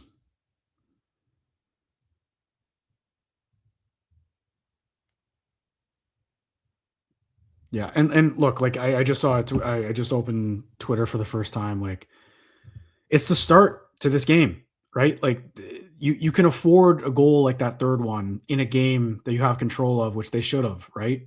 Maybe this is a 1-0 game, and then that goal goes in the third period. Like, it's just the start to this game that killed them. And you can point to anything, the readiness to play, whatever it is. They're a good team that's had a lot of good processes and results at some point under the hood and whatever it is. Like, the team itself looks good, and I'd actually argue looks better than a lot of times it did last season. But the moral victory season is done because they can't get out of their own way sometimes. So they don't get the benefit of the doubt anymore. And I think the team knows that. And I'm starting to see that on their faces a little bit here in the middle of a very important game. And they're about to go into the hardest back-to-back you can have this year in the NHL and play one of the best teams of all time right now in the Colorado Avalanche. So, it'll be, tomorrow is going to be polarizing for so many reasons. And I'm not trying to jump ahead. We're still watching the Sens in Utah, but just with how this is going right now, I mean, they haven't had any good chances since they went down 3-1. Utah might just lock it down here. I don't know. We don't know what might happen, but something's got to change. That Pinto missed breakaway was just bad vibes written all over it, and then they get down by 2 goals right after that. They just need someone to step up here. There's some guys I'm looking to do that. And one of them has the puck right now in the O-zone, the captain. He's just had such a bad game. And it sucks to say. And obviously we're not trying to run a guy through the wall with criticism. by any means, but I mentioned it to Ross, like the other two stars on the Send, there's a hit from Brady. Like that's the stuff we haven't seen enough of. And obviously it results in a rush going the other way now for Utah. And a nice save by Levy, but like the other two superstars on this team have stepped up this year, and Tkachuk just hasn't had those moments yet, other than that OT winner in Winnipeg, right? He hasn't had those moments. He's hurt. You wonder how much it's affecting his gameplay and his shooting, maybe. He's the best goal scorer on this team, and he hasn't been this year. So it's frustrating, even when the goal scoring is back in a good spot. But looks like they switched up the lines here a little bit. They got Stutzla with Cousins and Zetterlund, I think. So just switched Cousins and Batherson. Or sorry, Zetterlund and Batherson. Got to try something. The thing with this goaltending, man, like it's frustrating because they were due for a game like this where they couldn't really score, you know? Even the one in Detroit, they didn't score enough, but they still got 3 and had 2 disallowed goals. Like they were generating like crazy in that game. They were due for a game where they get a bit stymied offensively and have to grind one out. But this team that won all these shutout games and all these 2-1, 3-1 with empty netter games last season is long gone, man. They just haven't had that this season. And it's pretty frustrating to watch that unfold. They just haven't been able to find that game.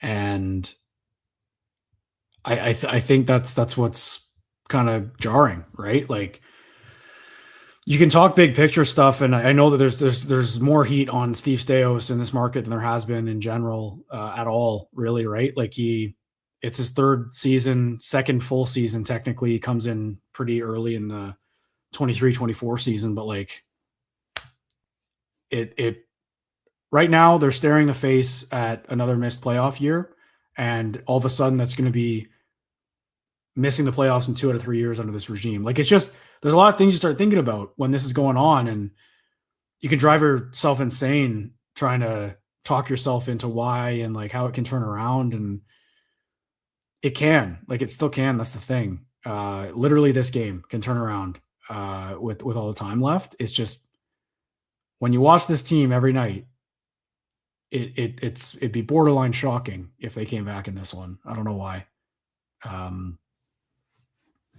They just don't play well from behind. Like the idea of getting 3 goals here, or at least 2 and getting a point, doesn't feel realistic at this point.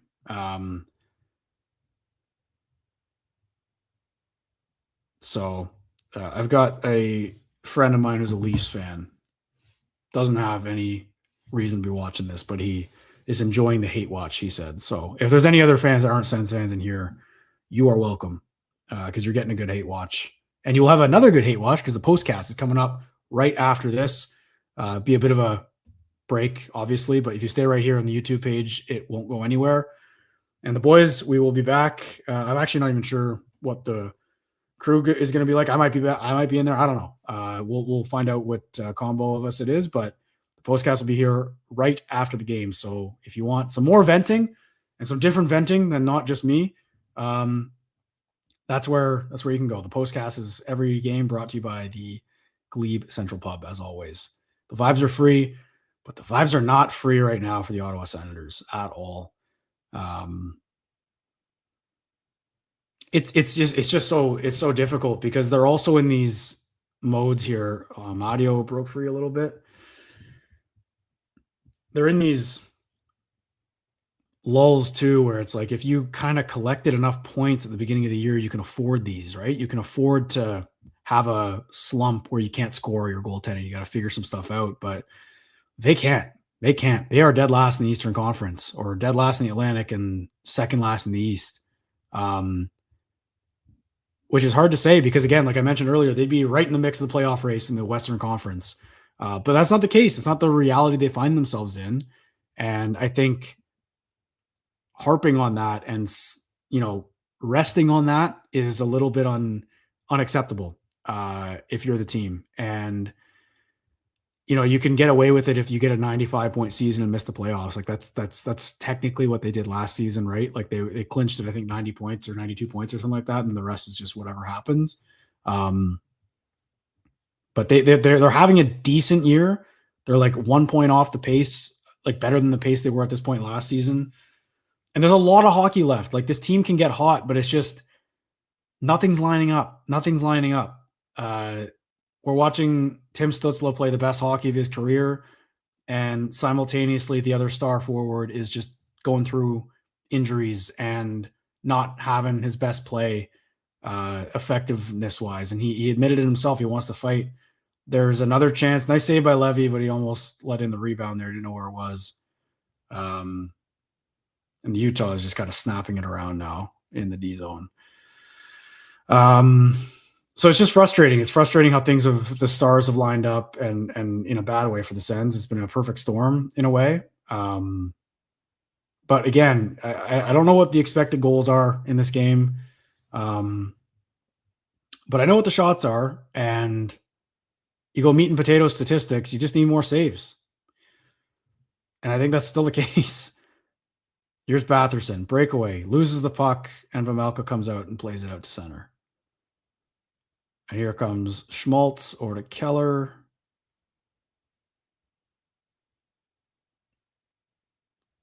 I'm big picture. I'd really like the first round pick back, just to feel a little bit better about this. But the thing is, with the Western Conference being so bad, if the Sens come 8th in the Atlantic, if it ended today and they had their pick, it'd be like 15th or 14th or something like that. Like that's a bit dramatic maybe, but all the top 10 teams are in the West. Like it's going to be a bad pick either way, even though it's a good draft. So there'd be some kind of remorse in it, but I know a lot of people are harping on, they don't have a pick. They can't come last. I'm one of them. Here goes Timmy to Giroux and blocked by Sergachev. I think Brady's getting off and looked a little hurt. That's not great. That was a weird time for him to change. End of a shift, maybe. He looked a little shaken up. So I know there's no such thing as a bad first round pick, but like, look how long it's taking Yakimchuk. It's been 2 years since he's been drafted. We haven't seen him yet, right? And Hensler's going through some things. So it's just kind of like whoever they picked wouldn't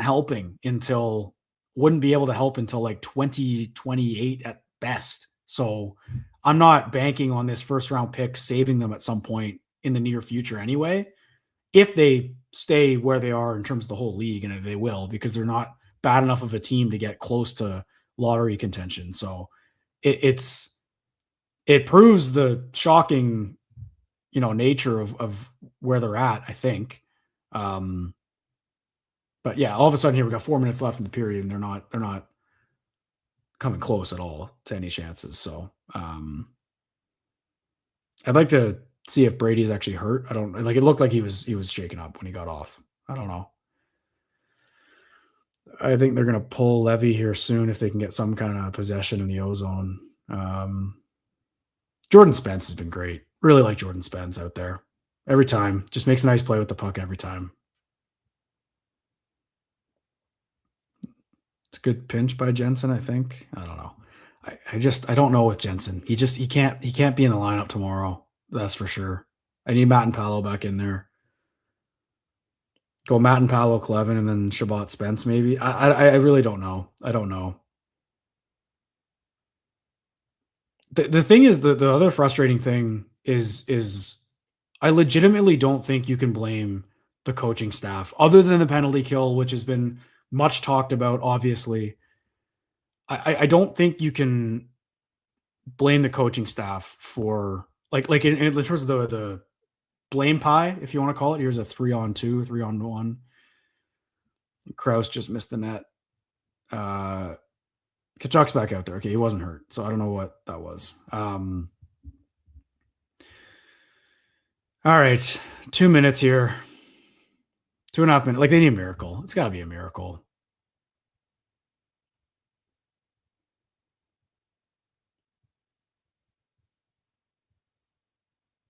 Utah just iced it looks like. I think they pull Levy now, right?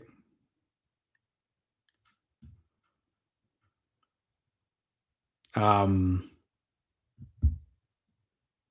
mean, Utah's had the better chances since their third goal. So it's been I don't think they've given up, but it's been lifeless since that third goal. They know. They just know. They had no push. They had a great push after Utah's second one, carried the play for most of this game. But stop me if you've heard that before. So that's kind of the story here with the Ottawa Senators this season. No saves, no goals when it matters. That's all.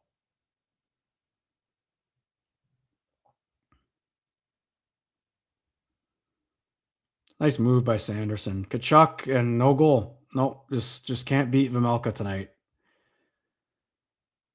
I can see why he's got the most win. Timmy just took a huge hit from Tanev. I don't like that. That's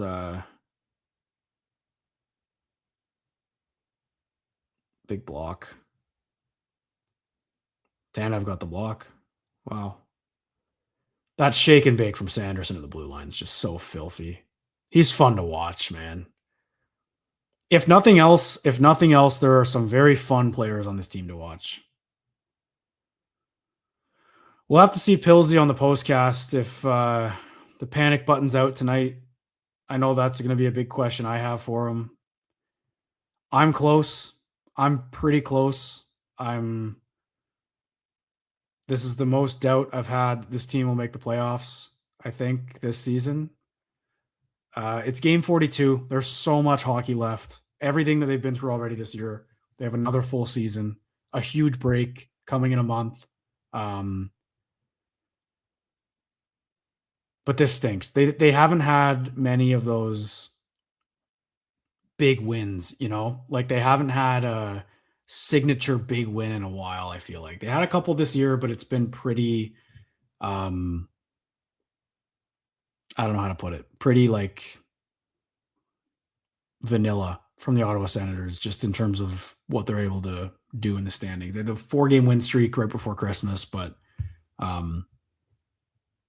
they're about to fall to 2 and 4 in their last 6 after that. So not good enough from the Sens. Let's see. And they just called a face off again. And they're rattled. The Sens are frustrated. This is a frustrated group right now. I mean, you throw 34 shots on net, you get 1 goal. But again, at some point, got to bear down. And the thing is, again, I've mentioned it too. Goal scoring's been there. The goal scoring has been there for the most part, but there have been games like this. And they can't afford games like this with the way their goaltending has performed. And that's offside for sure. There we go.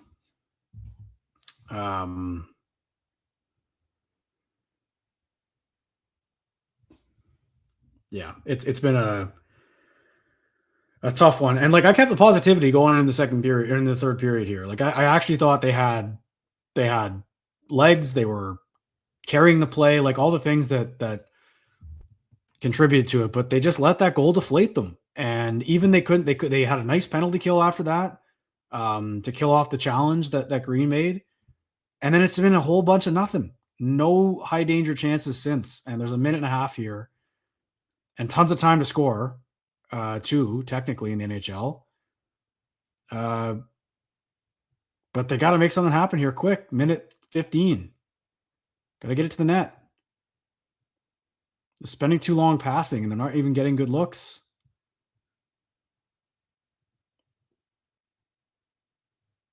It's just not dangerous enough. Minute left.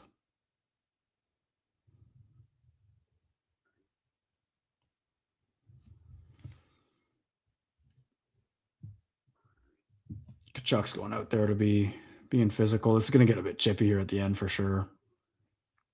45 seconds.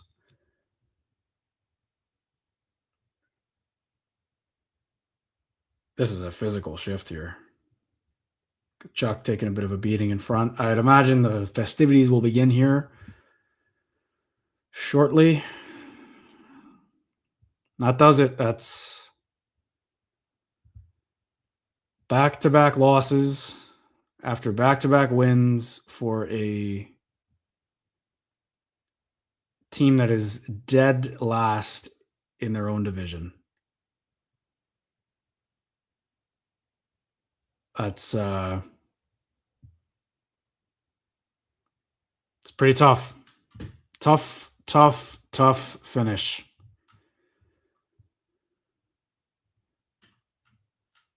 All right, folks. I'm going to wrap up pretty quickly here. Again, the postcast will be coming to you pretty shortly as well. Obviously, it's past midnight here, so the boys will probably get at it pretty quickly. But thank you, everyone, for joining. That was a lot of fun. I know that was a terrible result, terrible game, big picture for the Sens. But had a lot of fun doing that. So if you guys enjoyed it, let us know, and we'll think about keep on doing that, because I had a good time. I didn't move from this chair for 3 hours. It was a 3-hour stream we just did, and it was fun. It was a great time. So we'll get better at it, get better at the bells and whistles.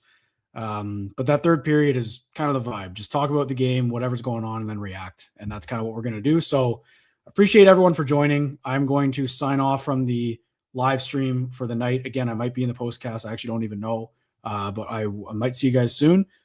Thanks everyone for joining and for engaging the whole time. Consistent viewership the entire time. You guys are the best. Awesome. A lot of fun. And we hope to see you again under some better circumstances for the Ottawa Senators. So again, thank you. We'll see you next time. And that has been it for the inaugural Sens Watch Party Live. And thanks everyone for joining.